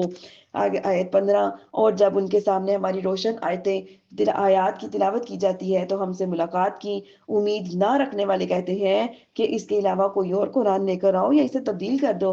تم فرماؤ مجھے حق نہیں ہے کہ میں اسے اپنی طرف سے تبدیل کر دوں، میں تو اسی کا تابع ہوں جو میری طرف وہی بھیجی جاتی ہے، اگر میں اپنے رب کی نافرمانی کروں تو مجھے بڑے دن کے عذاب کا ڈر ہے۔ آگے دیکھیے، تم فرماؤ اگر اللہ چاہتا تو میں تمہارے سامنے ان کی آیتوں کی تلاوت نہ کرتا اور نہ تو میں اس سے خبردار کرتا ہوں، بے شک میں اس سے پہلے تم میں اپنی ایک عمر گزار چکا ہوں، کیا تمہیں عقل نہیں ہے؟ افمن اسلم ممن افترى على الله كاذبا او كذب بآياته لا يفلح المجرمون، اور اس سے بڑھ کر ظالم کون ہے جو اللہ پر جھوٹ باندھے اور اس کی آیتوں کو جھٹلائے، بے شک مجرم فلاح نہیں پائیں گے۔ اور یہ مشرک اللہ کے سوا ایسی چیز کی عبادت کرتے ہیں جو نہ انہیں کوئی نقصان دے سکے اور نہ نفع دے سکے، اور یہ کہتے ہیں کہ ہم بت یعنی اللہ کی بارگاہ میں ہمارے سفارشی ہیں۔ تم فرماؤ کیا تم اللہ کو وہ بات بتاتے ہو جو اس کے علم میں نہ آسمانوں میں ہے نہ زمین میں؟ وہ ان کے شرک سے پاک اور بلند اور بالا ہے۔ وَمَا كَانَ النَّاسُ إِلَّا أُمَّةً وَاحِدَةً فَاخْتَلَفُوا وَلَوْلَا كَلِمَةٌ سَبَقَتْ مِن رَّبِّكَ لَقُضِيَ بَيْنَهُمْ فِيمَا فِيهِ يَخْتَلِفُونَ، اور وہ سب لوگ ایک ہی امت تھے پھر مختلف ہو گئے، پھر اگر تیرے رب کی طرف سے ایک بات پہلے نہ ہو چکی ہوتی تو ان کے درمیان ان کے باہمی اختلاف کا فیصلہ ہو گیا ہوتا۔ وَيَقُولُونَ لَوْلَا أُنزِلَ عَلَيْهِ آيَةٌ مِّن رَّبِّهِ فَقُلْ إِنَّمَا الْغَيْبُ لِلَّهِ فَانتَظِرُوا إِنِّي مَعَكُم من المنتظرین، اور کہتے ہیں کہ اس نبی پر ان کے رب کی طرف سے کوئی نشانی کیوں نہیں اترتی؟ تم فرماؤ غیب تو صرف اللہ ہی کے لیے ہے، تو تم انکار کرو، بے شک میں بھی تمہارے ساتھ انتظار کرتا ہوں۔ اور جب ہم لوگوں کو انہیں تکلیف پہنچنے کے بعد رحمت کا مزہ دیتے ہیں تو اسی وقت ان کا کام ہماری آیتوں کے بارے میں سازش ہو جانا ہوتا ہے۔ تم فرماؤ اللہ سب سے جلد خفیہ تدبیر فرمانے والا ہے، بے شک ہمارے فرشتے تمہارے مکر اور فریب کو لکھ رہے ہیں۔ آیت نمبر 22 کیا فرماتے ہیں اللہ تعالیٰ؟ ترجمہ مفہوم یہ ہے، وہی ہے جو تمہیں خشکی اور تری میں چلاتا ہے، یہاں تک کہ جب تم کشتی میں ہوتے ہو تو وہ کشتیاں خوشگوار ہوا کے ساتھ انہیں لے کر چلتی ہیں اور وہ اس پر خوش ہوتے ہیں، اور جب تیز آندھی آنے لگتی ہے اور ہر طرف سے لہریں ان پر آتی ہیں وہ سمجھ جاتے ہیں کہ ان لہروں نے انہیں گھیر لیا ہے، وہ اللہ کے لیے دین کو خالص کرتے ہوئے ان سے دعا مانگتے ہیں، اے اللہ اگر تو ہمیں اس طوفان سے نجات دے دے تو ہم ضرور شکر گزار ہو جائیں گے۔ اس آیت میں اللہ تعالیٰ انسان کی شدید مصیبت سے رحمت کی طرف منتقل ہونے اور انسان کی سازش کی ایک مثال بیان فرما رہے ہیں کہ اللہ تعالیٰ ہی ہے جو تمہیں خشکی اور تری پر چلاتا ہے، تمہیں مسافت طے کرنے کے قدرت دیتا ہے، خشکی میں جب تم پیدل چلتے ہو سواری سے اپنی منزلوں کو طے کرتے ہو، اور جب دریاؤں میں کشتیوں بحری جہازوں کے ذریعے سفر کرتے ہو تو دونوں چلنے کے اسباب جو ہیں وہ کون دیتا ہے؟ اللہ دیتا ہے۔ لیکن جب ہم کشتی میں بیٹھ جاتے ہیں، سفر میں مصروف ہوتے ہیں، تو کیا ہوتا ہے کہ وہ لوگ جو کشتی میں بیٹھتے ہیں اور سفر میں مصروف ہوتے ہیں اور کشتی میں جو خوشگوار ہوا کے لطف لے رہے ہوتے ہیں، پھر جب وہ دیکھتے ہیں وہ کافی خوش ہو رہے ہوتے ہیں جب وہ دیکھتے ہیں کہ ہوا ان کے موافق آ گئی ہے، ایک دم سے آندھی آنے لگتی ہے، طوفان آنے لگتا ہے، اور جب انہیں پتہ چل جاتا ہے کہ اوہو اب تو ہم ان سے لہروں میں جو ہے وہ گم گئے ہیں اور پھنس گئے ہیں، ان کے اوپر شدید مایوسی کا عالم ہو جاتا ہے، تو انہیں سخت خوف ہونے لگتا ہے، تو وہ اپنے سارے بتوں کو بھول جاتے ہیں جو ان کے باطل معبود ہوتے ہیں، بلکہ کیا کرتے ہیں پھر وہ ساری مخلوق سے بھی نا امید ہو جاتے ہیں اور اپنے آپ کو اللہ تعالیٰ کی طرف رجوع کرتے ہیں، اپنے جسموں سے بھی اور روحوں سے بھی اللہ کو پکارتے ہیں اور کہتے ہیں کہ ہمیں اس طوفان سے نجات دے دو اور ہم تیری طرف جو ہے اپنی نعمتوں سے اور تیری عبادت کریں گے، تجھ پر ایمان لائیں گے، صرف تیرا ہی شکر ادا کریں گے۔ تو اس بارے میں اللہ تعالیٰ یہاں اس آیت میں بیان فرما رہے ہیں کٹر ترین کافر بھی جب مصیبتیں تکلیف میں اللہ تعالیٰ کو پکارتا ہے تو المسلمان کو کیوں نہیں اللہ کو پکارنا چاہیے بلکہ بدرجہ اولا اللہ کو پکارنا چاہیے. جب بھی سے کوئی مصیبت تکلیف پریشانی ہو اپنے اللہ کی بارگاہ میں جائے فریاد کرے اور اللہ تعالیٰ سے دعا کرے کہ وہ اسی رسول صلی اللہ علیہ وسلم کے ذریعے آسانی کی دعا کرے کیونکہ دنیا اور آخرت کی ہر مصیبت اور بلا صرف نبی کریم صلی اللہ علیہ وسلم کے وسیلے سے ہی ان کی رحمت سے ہی دور ہوتی ہے. اس کا بہترین طریقہ یہ ہے کہ جو اللہ تعالیٰ نے اپنے پیارے حبیب صلی اللہ علیہ وسلم اور ان کے مقدس صحابہ کرام کی سیرت مبارکہ میں موجود ہے کہ اللہ تعالیٰ کی بارگاہ میں ان کے نیک اور مقبول بندے کے وسیلے پیش کر کے ان کے مصائب اور علام کی دوری اور حاجات کی روائی کی التجا کریں. جب بھی دعا کے لیے ہاتھ اٹھائیں اللہ سے کہیں میں پنجتن پاک کے وسیلے سے دعا کرتی ہوں ان کے صدقے سے دعا کرتی ہوں میری دعاؤں کو قبول فرما. بے شک ہم گناہگار لوگ ہیں کمزور لوگ ہیں بہک جاتے ہیں لیکن جب اس اللہ تعالیٰ سے اس کے پاک وسیلوں کی برکتوں سے دعائیں مانگی جائیں تو اللہ تعالیٰ ان کے وسیلوں سے دعاؤں کو رد نہیں کرتے. مشکلات میں اللہ تعالیٰ کے نیک بندوں سے مدد طلب کرنا اعتدال کی حد سے خارج نہیں کیونکہ کوئی بھی مسلمان اس بارے میں یہ نظریہ نہیں رکھتا کہ وہ خود جو ہے وہ مدد کرنے پر قدرت رکھتا ہو لیکن ہر مسلمان کا عقیدہ یہی ہے کہ اللہ تعالیٰ کے نیک بندے اللہ تعالیٰ کے ہی اذن سے اللہ کے ہی حکم سے اللہ ہی کی عطا سے عطا کرتے ہیں. ہم لوگ بھی کوئی بھی جب اللہ سے اس کے پاک وسیلے صدقوں سے دعائیں مانگتے ہیں اس کے نیک وکاروں سے دعائیں مانگتے ہیں تو یہ نہیں کہتے کہ ہمیں یہی عطا کریں بلکہ کہتے ہیں پروردگار تو اس کے وسیلے سے ہمیں عطا کر کیونکہ ہمارا ایمان ہے ہمارا یقین ہے کہ یہ جو ہستیاں ہیں یہ جو بزرگان دین ہے یہ جو پنجتن پاک ہے یہ کہاں سے ہمیں دے کے دیتے ہیں اللہ کے حکم سے دیتے ہیں اللہ کے حکم سے ہی ہمیں لے کے دیتے ہیں اللہ کی چاہ سے ہی ہمیں دیتے ہیں اور اللہ تعالیٰ ان کی دعاؤں کو رد نہیں کرتا. اللہ ان کی جو قول کو موڑتا نہیں ہے اور ان کے وسیلوں سے اللہ پاک پھر ہماری دعاؤں کو بھی جلد قبول فرما لیتے ہیں. پھر جب اللہ انہیں بچا لیتا ہے اور وہ زمین اس وقت وہ زمین میں ناحق زیادتی کرنے لگتے ہیں تو اے لوگوں تمہاری زیادتی صرف تمہارے ہی خلاف ہے دنیا کی زندگی سے فائدہ اٹھا لو پھر تمہیں ہماری ہی طرف لوٹنا ہے تو اس وقت ہم تمہیں بتا دیں گے کہ تم کیا کرتے تھے. کتنا بھی انسان دنیا میں زندہ کیوں نہ رہ لے بالآخر اس کو اللہ کے پاس جانا ہی جانا ہے. تو یہاں پہ جو لوگ اللہ تعالیٰ سے طوفان میں موجوں میں پھنسے ہوئے اور اپنی ہلاکت کو یقینی جاننے کے وقت اللہ تعالیٰ سے دعائیں کر رہے تھے کہ ہمیں مصیبت سے بچا لے ہم دوبارہ کیا کریں گے ہم تمہاری معصیت نہیں کریں گے نافرمانی نہیں کریں گے لیکن جب اللہ بچا لیتے ہیں تو وہ کیا کرتے ہیں پھر سے کفر اور معصیت میں مبتلا ہو جاتے ہیں. تو اللہ فرماتے ہیں کوئی بات نہیں کر لو تم نے جو بھی کرنا ہے بالآخر آنا تو تم نے میرے پاس ہی ہے. تو ہمارے لیے بھی یہی ہے کہ ہم اپنے ہر عمل ہر قول فعل کو اللہ کی رضا کے لیے کر لیں گناہوں سے بچنے کی کوشش کریں گناہ میں اتنے نہ ڈوب جائیں کہ ہمیں یاد ہی نہ رہے کہ مرنا بھی ہے اور مر کر اللہ کے پاس بھی جانا ہے. ہر وقت اپنی موت کو یاد کریں. مصیبت میں اللہ تعالیٰ کو یاد کرنا خوشحالی کے وقت بھول جانا حقیقت میں یہ کافروں کا طریقہ ہے. لیکن افسوس ہمیں اس بات میں ہے کہ آج کل ہم بھی اسی چیز سے گزر رہے ہیں کہ اولاد بیمار ہو خود بیمار ہو خطرناک بیماری ہو کوئی بھی ایکسیڈنٹ نعوذ باللہ ہو جائے کچھ بھی ہو جائے تو ہم کیا کرتے ہیں نماز ذکر دعائیں صدقات مسجدوں میں حاضری ہر چیز شروع کر دیتے ہیں لیکن جیسے ہی ہمارے معاملات صحیح ہوتے ہیں اور پھر سارا کچھ بھول جاتے ہیں.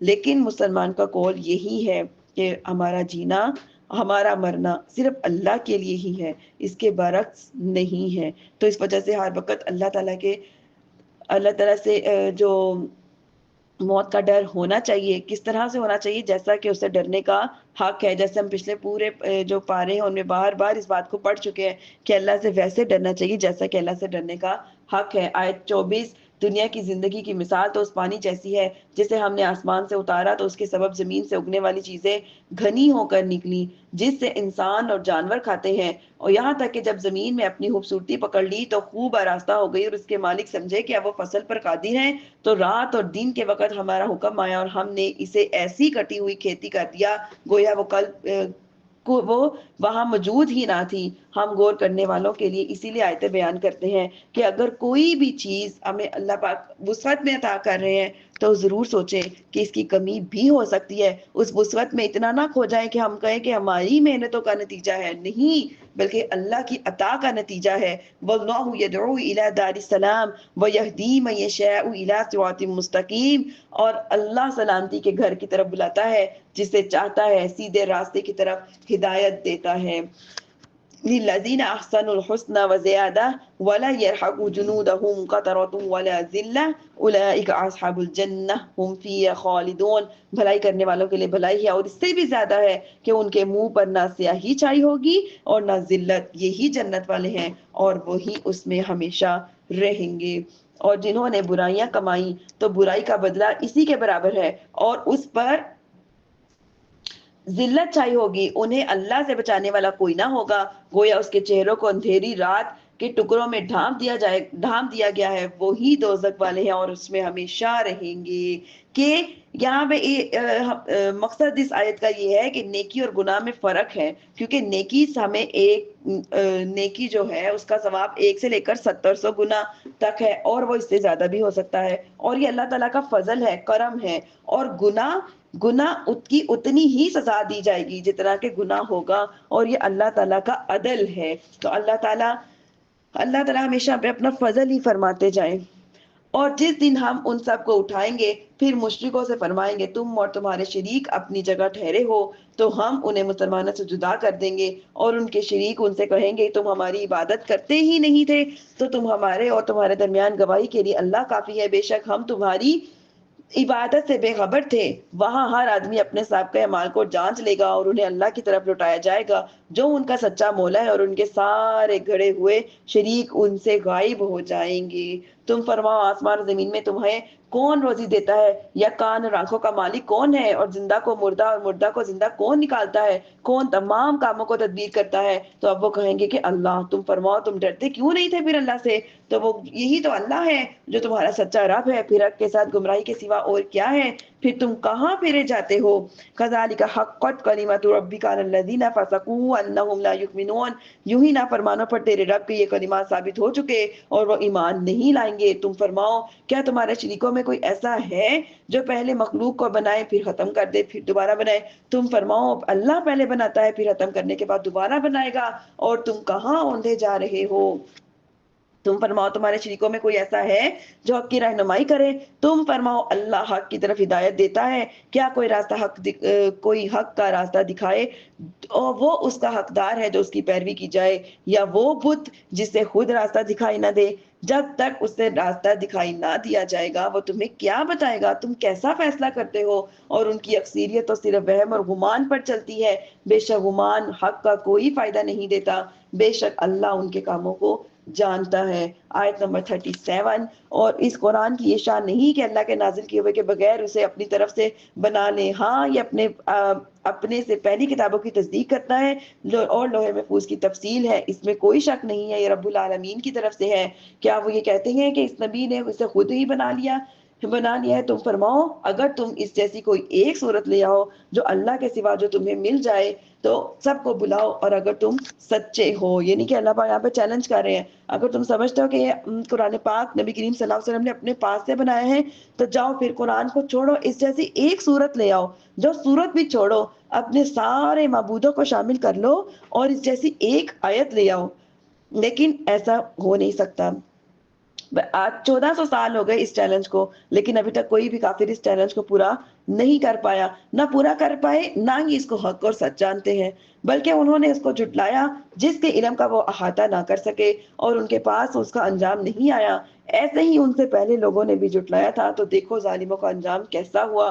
آیت 40۔ اور ان میں کوئی تو اس پر ایمان لاتا ہے، ان میں کوئی اس پر ایمان نہیں لاتا، اور تمہارا رب فسادیوں کو خوب جانتا ہے۔ فَإِن كَذَّبُوكَ فَقُل لِّي عَمَلِي وَلَكُمْ عَمَلُكُمْ أَنتُمْ بَرِيئُونَ مِمَّا أَعْمَلُ وَأَنَا بَرِيءٌ مِّمَّا تَعْمَلُونَ۔ اور اگر وہ تمہیں جھٹلائیں تو تم فرما دو کہ میرا عمل میرے لیے اور تمہارا عمل تمہارے لیے، اور تم میرے عمل سے الگ رہو اور میں تمہارے اعمال سے بیزار ہوں۔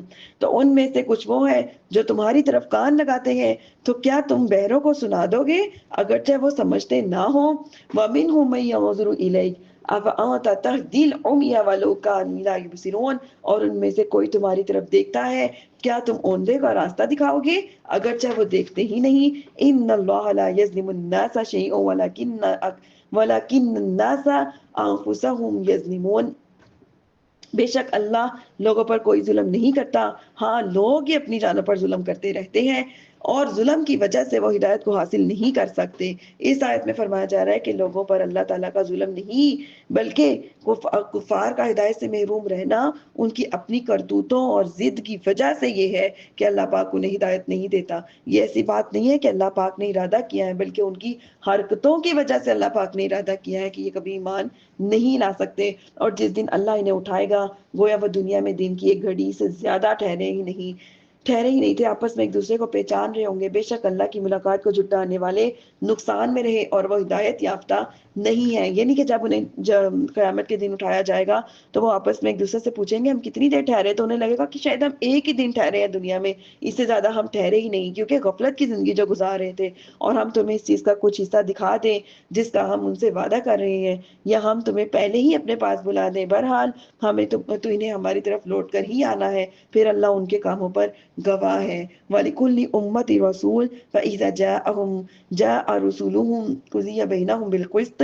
व हुम ला युज़लमून, और हर उम्मत के लिए एक रसूल हुआ है, तो जब उनका रसूल उनके पास तशरीफ लाता तो उनके दरमियान इंसाफ के साथ फैसला कर दिया जाता और उन पर कोई जुल्म नहीं किया जाता। और कहते हैं अगर तुम सच्चे हो तो ये वादा कब आएगा? तुम फरमाओ मैं अपनी जानों के लिए नुकसान और नफे का इतना ही मालिक हूँ जितना अल्लाह चाहे। हर ग्रोह के लिए एक मुद्दत है, तो जब तक वो मुद्दत आ जाएगी तो वो लोग एक घड़ी ना तो इससे पीछे हट सकेंगे और ना ही आगे हो सकेंगे। तो नबी करीम सल्लल्लाहु अलैहि वसल्लम भी अल्लाह पाक ने जितना भी उनको इख्तियार दिया है उस इख्तियार में ही वो सब कुछ कर सकते हैं। तमाम इख्तियारात का मालिक सिर्फ अल्लाह ताला है। आगे देखिए क्या फरमा रहे हैं आयत 50 में, तुम फरमाओ भला बताओ तो कि अगर उसका अजाब तुम पर रात को आए या दिन को आए तो उनमें से वो कौन सी चीज है जिसकी मुजरिम जल्दी बचा रहे हैं? तो क्या जब वो अजाब वाक़या हो जाएगा उस वक़्त अल्लाह पर ईमान ले आओगे? उनसे कहा जाएगा क्या अब तुम ईमान ला रहे हो? हालांकि इससे पहले तो तुम इसे बड़ी जल्दी कर इस अजाब के मामले में बड़ी जल्दी को मचा रहे थे। फिर जालिमों से कहा जाएगा हमेशा के अजाब का मजा चखो, तुम्हें तुम्हारे कमाए हुए अमाल ही का बदला दिया जाएगा। और तुमसे पूछते हैं क्या वो हक है? तुम फरमाओ हाँ मेरे रब की कसम बेशक वो जरूर हक है, और तुम अल्लाह को आजिज नहीं कर सकोगे। और जमीन में जो कुछ है अगर हर जालिम जान इस सब की मालिक हो जाए तो वो यकीनन अपनी जान छुड़ाने के मुआवजे में दे देते। और जब वो अजाब को देखेंगे तो दिल में चुपके चुपके पशेमान होंगे कि इनके दरमियान इंसाफ के साथ फैसला कर दिया जाएगा और उन पर जुल्म नहीं किया जाएगा। अला इन्ना लिल्लाहि मा फिस समावाति वल अर्ज़ अला इन्न वअदल्लाहि हक़्क़ुन वलकिन्न अक्सरहुम ला यअलमून हुवा युहयी व युमीतु व इलैहि तुरजऊन। सुन लो बेशक अल्लाह ही का है जो कुछ भी आसमान और जमीन में है, सुन लो बेशक अल्लाह का वादा सच्चा है, मगर इनमें अक्सर नहीं जानते। वो जिंदा करता है, मौत देता है और उसी की तरफ तुम लौटाए जाओगे। ए लोगों तुम्हारे पास तुम्हारे रब की तरफ से नसीहत, दिलों में शिफा, मोमिनों के लिए हिदायत और रहमत आ गई। किसके जरिए? कुरान के जरिए। कुरान नसीहत भी है, शिफा भी है, हिदायत भी है और रहमत भी है। कुल बिफज़लिल्लाहि व बिरहमतिही व बिज़ालिका फलयफ़रहू हुवा खैरुम मिम्मा यजमऊन। तुम फरमाओ अल्लाह के फजल और उसकी रहमत ही की खुशियां मनानी चाहिए और इससे बेहतर है वो जो जमा करते हैं। यानी कि अल्लाह ताला ईमान वालों को अल्लाह ताला के फजल और रहमत पर खुश होना चाहिए। इन्हें इसकी नसीहतों, सीनों की शिफा, ईमान के साथ दिल की राहत और सुकून अता किया गया है। किसके जरिए? कुरान के जरिए। आगे देखिए अल्लाह क्या इरशाद फरमा रहे हैं आयत 59, तुम फरमाओ भला बताओ कि अल्लाह ने तुम्हारे लिए जो रिस्क उतारा है तो तुमने इनमें से खुद ही हराम को हलाल बना लिया। तुम फरमाओ क्या अल्लाह ने तुम्हें इसकी इजाजत दी है या तुम अल्लाह पर झूठ बांधते हो? और अल्लाह पर झूठ बांधने वालों के लिए क़यामत के दिन के बारे में क्या ख़्याल है? बेशक अल्लाह लोगों पर फ़ज़ल फ़रमाने वाला है, मगर अक्सर लोग शुक्र जो है वो अदा नहीं करते। कि अल्लाह ताला ने उन लोगों को क्या फ़ज़ल क्या है कि अल्लाह ताला ने उनको अक्ल दी है, रसूल भेजे हैं, किताबें नाज़िल फ़रमाई है। ये अल्लाह का फ़ज़ल ही तो है लोगों पर, लेकिन अक्सर लोग नाशुक्रे करते हैं। अल्लाह ताला ने जो दावत भेजी है उसको कबूल ही नहीं करते। उसने जो किताबें भेजी हैं उसको सुनकर भी फ़ायदा नहीं उठाते। और तुम किसी काम में हो اور تم اس کی طرف سے قرآن کی تلاوت کرتے ہو، اور اے لوگوں تم میں سے بھی تم کوئی بھی کام کر رہے ہو ہم تم پر گواہ ہوتے ہیں۔ جب تم اس میں مشغول ہوتے ہو، زمین اور آسمان میں کوئی ذرہ برابر چیز تیرے رب سے غائب نہیں، اور ذرے سے چھوٹی اور بڑی کوئی ایسی چیز نہیں جو ایک روشن کتاب میں نہ ہو، کہ اللہ پاک نے ہر چیز جو ہے وہ قرآن پاک میں جو قرآن پاک میں اس کے بارے میں بتا دیا ہے۔ ہر چیز پر شاہد، ہر چیز کو جاننے والا کون؟ اللہ، اس کے سوا نہ کوئی خالق ہے، نہ مالک، نہ ایجاد کرنے والا، بندوں کی ظاہری باطنی اعمال جو کچھ بھی ہے ہر چیز کو جاننے والا کون؟ اللہ تعالی۔ الا ان اولیاء اللہ لا خوف علیہم ولا هم يحزنون الذين آمنوا وكانوا يتقون۔ سن لو، بے شک اللہ کے ولیوں پر نہ کچھ خوف ہوگا، نہ وہ غمگین ہوں گے، اور وہ جو ایمان لائے اور ڈرتے رہتے ہیں۔ یا ولیوں کی بات ہو رہی ہے۔ عارفین نے فرمایا کہ ولی آیت جو ہے وہ قرب الہی اور ہمیشہ اللہ تعالیٰ کے ساتھ مشغول رہنے کا نام ہے۔ جب بندہ اس مقام پر پہنچتا ہے تو اس کو کسی چیز کا خوف نہیں رہتا، اور نہ ہی کسی چیز کے فوت ہو جانے کا غم رہتا ہے۔ علماء فرماتے ہیں کہ ولی وہ ہے جو خالص اللہ تعالیٰ کے لیے محبت رکھتے ہیں، اور ولیوں کو نہ کچھ غم ہے، نہ خوف، کہ مستقبل میں انہیں عذاب کا ڈر نہیں، موت کے وقت کا انہیں غم نہیں، مستقبل میں کوئی ایسی چیز، ناپسندہ چیز کے مبتلا ہونے کا خوف نہیں، نہ ماضی میں نہ حال میں کسی چیز کے چھٹ جانے کا خوف ہے۔ قیامت کے دن ان پر کوئی خوف غم نہیں ہوگا، بلکہ اللہ تعالیٰ، کیونکہ اللہ تعالیٰ نے اپنے ولیوں کو دنیا میں ان سب چیزوں سے محفوظ رکھا ہے جو آخرت میں خوف اور غم کا سبب بنتی ہیں۔ اللہ اکبر۔ لہم البشرا فی الحیات الدنیا وفی الآخرہ لا تبدیل لکلمات اللہ ذالک هو الفوز العظیم۔ آیت 64۔ ان کے لیے دنیا کی زندگی میں اور آخرت میں خوشخبری ہے، اللہ کی باتیں بدلتی نہیں، یہی بڑی کامیابی ہے۔ اللہ اکبر۔ ولا يحزنك قولهم ان العزت للہ جميعا هو السمیع العلیم۔ اور تم ان کی باتوں کا غم نہ کرو، بے شک تمام عزتوں کا مالک اللہ ہے، وہی سننے والا جاننے والا ہے۔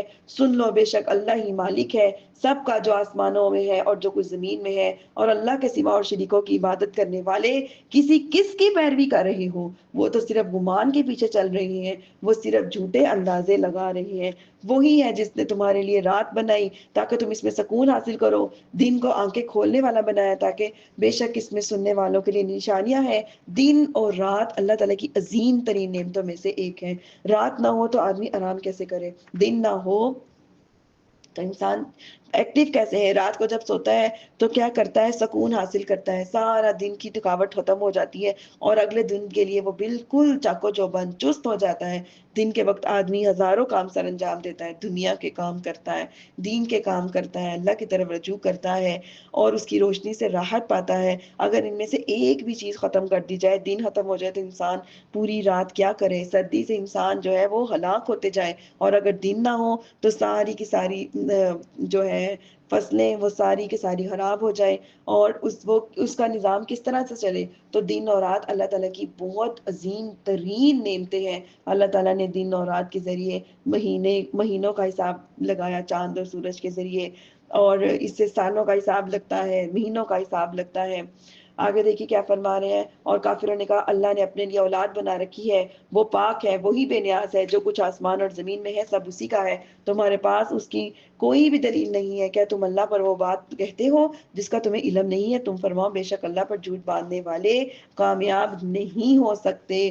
متاع فی الدنیا ثم الینا مرجعہم ثم نذیقہم العذاب الشدید بما کانوا یکفرون۔ دنیا میں تھوڑا سا فائدہ اٹھانا ہے، پھر انہیں ہماری ہی طرف لوٹ آنا ہے، پھر ہم انہیں ان کے کفر کے بدلے شدید عذاب کا مزہ چکھائیں گے۔ اور انہیں نوح کی خبر پڑھ کر سناؤ، جب اس نے اپنی قوم سے کہا، اے میری قوم، اگر میرا قیام کرنا اور میرا اللہ کی آیتوں کی طرف کے ذریعے نصیحت کرنا تم پر بھاری ہے تو میں نے اللہ ہی پر بھروسہ کیا، اور تم اپنا کام اور اپنے شریکوں کو جمع کر لو، پھر تمہارا کام تم پر پوشیدہ نہ رہے، اور پھر میرے بارے میں جو کچھ کر سکتے ہو کر لو، مجھے کوئی مہلت نہ دو۔ پھر اگر وہ منہ پھیرو تو میں تم سے کوئی معاوضہ نہیں مانگتا، میرا اجر تو اللہ کے ذمہ کرم پر ہے، اور مجھے حق دیا گیا ہے کہ میں مسلمانوں میں سے ہوں۔ تو انہوں نے نوح کو جھٹلایا، اور ہم نے اسے اور کشتی میں اس کے ساتھ والوں کو نجات دی، اور انہیں ہم نے جانشین بنایا، اور جنہوں نے ہماری آیتوں کی تکذیب کی انہیں ہم نے غرق کر دیا۔ تو دیکھو ان لوگوں کا کیسا انجام ہوا جنہیں ڈرایا گیا۔ آیت 74، پھر اس کے بعد ہم نے ان کی قوموں کی طرف کئی رسول بھیجے تو وہ ان کے پاس روشن دلیلیں لے کر آئے، اور وہ کفار ایسے نہ تھے کہ ان پر ایمان لے آئے جسے پہلے جھٹلا سکے، ہم اسی طرح سرکشوں کے دلوں پر مہر لگا دیتے ہیں۔ پھر اس کے بعد ہم نے موسیٰ، ہارون کو فرعون اور اس کے درباریوں کی طرف اپنی نشانیاں دے کر بھیجا، اور انہوں نے تکبر کیا اور وہ مجرم ہو گئے۔ پھر تو جب ان کے پاس ہماری طرف سے حق آیا تو کہنے لگے بے شک یہ کھلا جادو ہے۔ موسیٰ نے کہا کیا تم حق کے بارے میں یہ کہتے ہو؟ جب وہ تمہارے پاس آیا تو کیا یہ جادو ہے اور جادوگر فلاح نہیں پاتے؟ انہوں نے کہا کہ آپ ہمارے پاس اس لیے آئے ہیں تاکہ ہمیں اس دین سے پھیر دیں جس پر ہم نے اپنے باپ دادا کو پایا ہے، اور زمین میں تم دونوں کی برائی ہو جائے، اور ہم تو تم پر ایمان لانے والے نہیں ہیں۔ تو فرعون نے کہا اے ہر علم والے جادوگر کو میرے پاس لے آؤ۔ پھر جب جادوگر آ گئے تو ان سے موسیٰ نے کہا ڈال دو جو تم ڈالنے والے ہو۔ پھر جب انہوں نے ڈال دیا تو موسیٰ علیہ السلام نے کہا جو تم لائے ہو یہ جادو ہے، بے شک اب اللہ اسے باطل کر دے گا۔ اللہ فساد والوں کے کام کو سنوارتا نہیں ہے، اللہ اپنے کلمات کے ذریعے حق کو حق کر کے دکھاتا ہے اگرچہ مجرموں کو ناگوار گزرے۔ آگے دیکھیے آیت 83، تو فرعون اور اس کے درباریوں کے خوف کی وجہ سے موسیٰ اور اس کی قوم میں سے چند لوگوں کے علاوہ کوئی ایمان نہ لایا کہ اس ڈر سے فرعون انہیں تکلیف میں ڈال دے گا، اور بے شک فرعون زمین میں تکبر کرنے والا تھا اور بے شک وہ حد سے بڑھنے والا تھا۔ بندے کا اپنی حد میں رہنا یہ اللہ تعالیٰ کی طرف سے ایک بہت بڑی نعمت ہے۔ فرعون کے بارے میں فرمایا گیا کہ وہ متکبر ہو گیا کیونکہ وہ خود کو خدا کہتا رہا، اس سے بڑھ کر اور کیا تکبر ہو سکتا ہے۔ فرعون کو حد سے بڑھنے والا کہا گیا کیونکہ اس نے بندہ ہو کر بندگی کی حد سے گزرنے کی کوشش کی۔ الوہیت کا مدعی ہو گیا کہ اس نے دعویٰ کرنے لگا کہ میں ہی ایک خدا ہوں۔ اس سے پتہ چلتا ہے کہ حد میں رہنا اللہ تعالیٰ کی کتنی بڑی نعمت ہے۔ پانی حد میں رہے تو پانی ہے، حد سے بڑھ جائے تو طوفان بن جاتا ہے۔ اسی طرح آدمی حد میں رہے تو آدمی ہے، اور اگر حد سے بڑھ جائے تو شیطان بن جاتا ہے۔ اور موسیٰ نے کہا اے میری قوم، اگر تم اللہ پر ایمان لائے ہو اور اگر تم مسلمان ہو تو اسی پر بھروسہ کرو۔ انہوں نے کہا ہم نے اللہ ہی پر بھروسہ کیا۔ اے ہمارے رب، ہمیں ظالم مسلمانوں کے لوگوں کے لیے آزمائش نہ بنا، اپنی رحمت فرما کر ہمیں کافروں سے نجات دے دے۔ اور ہم نے موسیٰ اور اس کے بھائی کو وہی بھیجی کہ مصر میں اپنی قوم کے لیے مکانات بناؤ اور اپنے گھروں کو نماز کی جگہ بناؤ اور نماز قائم رکھو، مسلمانوں کو خوشخبری دو۔ گھر بنانا بھی انبیاء علیہ الصلوۃ والسلام کی سنت ہے، لیکن شرط یہ ہے کہ گھر فخر کے لیے نہ ہو بلکہ ضرورت کو پوری کرنے کے لیے ہو۔ رہنے سہنے کے گھروں میں گھریلو سامان، مسجدیں وغیرہ بنانا جسے مسجد بیت کہا جاتا ہے، یہ قدیم زمانے سے چلتا آ رہا ہے، بہت پرانا طریقہ ہے۔ لیکن ہونا کیا چاہیے کہ مسلمان اپنے گھر کا کوئی ایک حصہ خاص نماز کے لیے پاک صاف رکھے اور اس میں ہی عورت اعتکاف کرے۔ ہمارے گھروں میں کتنے بڑے بڑے گھر ہوتے ہیں، چلے اگر کسی کے چھوٹے بھی ہوتے ہیں، کتنا ساز و سامان ہم اپنے گھروں میں رکھتے ہیں، ہر قسم کا، ہر ضرورت کا، سٹائلش، جتنا ہمارے اختیار میں ہوتا ہے ہم اس سے زیادہ بڑھ کے کرنے کی کوشش کرتے ہیں۔ لیکن ہمیں چاہیے اپنے اپنے گھروں میں تھوڑی تھوڑی جگہ، چاہے وہ ایک جائے نماز کی کیوں نہ ہو، ایک فکس جگہ کر لیں کہ نماز ہم نے اسی جگہ پہ پڑھنی ہے، جسے مسجد بیت کہتے ہیں۔ ہم سب کے گھروں میں ایسی ایک جگہ ضرور ہونی چاہیے جہاں پہ ہم ایک چھوٹا سا ٹیبل رکھیں، وہاں پہ نماز والا سکارف رکھا، اپنا قرآن پاک، تسبیح، عطر چیز رکھی، اور اس طرح کی چیزیں رکھ کے جب ہم وہاں پہ نماز کا وقت ہو وہاں آئیں، ادھر ذکر اذکار کریں، نماز پڑھیں، قرآن پڑھیں، عطر لگائیں، اللہ سے دعا کریں۔ پھر آہستہ آہستہ وہ جگہ رحمت کی جگہ بن جاتی ہے، فرشتے وہاں رحمت کے فرشتے اترنا شروع ہو جاتے ہیں اور پھر وہ ہمارے لیے مغفرت کی دعا کرتے ہیں۔ تو اس لیے اپنے گھروں میں ایک جگہ ضرور مخصوص بنا لیں، خواہ کوئی بھی کونا گھر کا کیوں نہ ہو، لیکن چاہے ایک جائے نماز کے جتنا کیوں نہ ہو، لیکن ہو صرف اللہ تعالیٰ کی گھر کے لیے، گھر میں صرف وہ کونا یعنی کہ مسجد کے لیے ہو، صرف نماز کے لیے ہو، اور وہیں پہ آپ نے قرآن پڑھنا ہے، وہیں آپ نے اپنی تسبیح رکھنی ہے، نماز کا جو بھی آپ دعائیں وغیرہ پڑھتے ہیں یا جو بھی آپ لوگ کی ذکر اذکار کی جو چیزیں ہیں وہ ساری وہاں رکھیں۔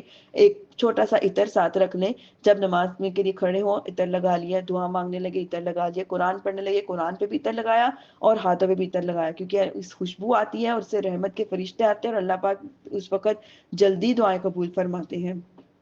لیکن خوشبو لازمی طور پہ یاد رکھنے والی بات ہے کہ خوشبو ایک تو الکوہل نہ ہو، دوسری بات یہ ہے کہ کوئی غیر محرم اس خوشبو کو نہ سونگے، وہ خالص آپ کے لیے ہو، آپ کے گھر میں آپ کے محرم سونگے کوئی مسئلہ نہیں، اس لیے نماز کی چادر پہ لگا لیں تاکہ جب آپ چادر کو اتار کے رکھیں، سکارف وغیرہ جو بھی نماز کے رکھے ہوتے ہیں اس کے اوپر لگا کے رکھیں تاکہ جب لیا تو خوشبو آئی، جب اتارا تو خوشبو ادھر تک محدود رہ گئی، ہمارے کپڑوں سے آئے گی تو کوئی بھی غیر محرم ہمارے گھر میں آ جاتا ہے، کوئی کزن بھی آ جاتا ہے، کوئی سسر ہوتا ہے، کوئی دیور، کوئی جیٹ، کوئی بھی ہوتا ہے، کوئی گھر میں آ جاتا ہے، تو اگر اس نے مائنر سے بھی خوشبو کو سونگ لیا آپ سے تو پھر اس کا بہت گناہ ہے، گناہ ایسا ہے جیسے کہ زنا کیا ہو۔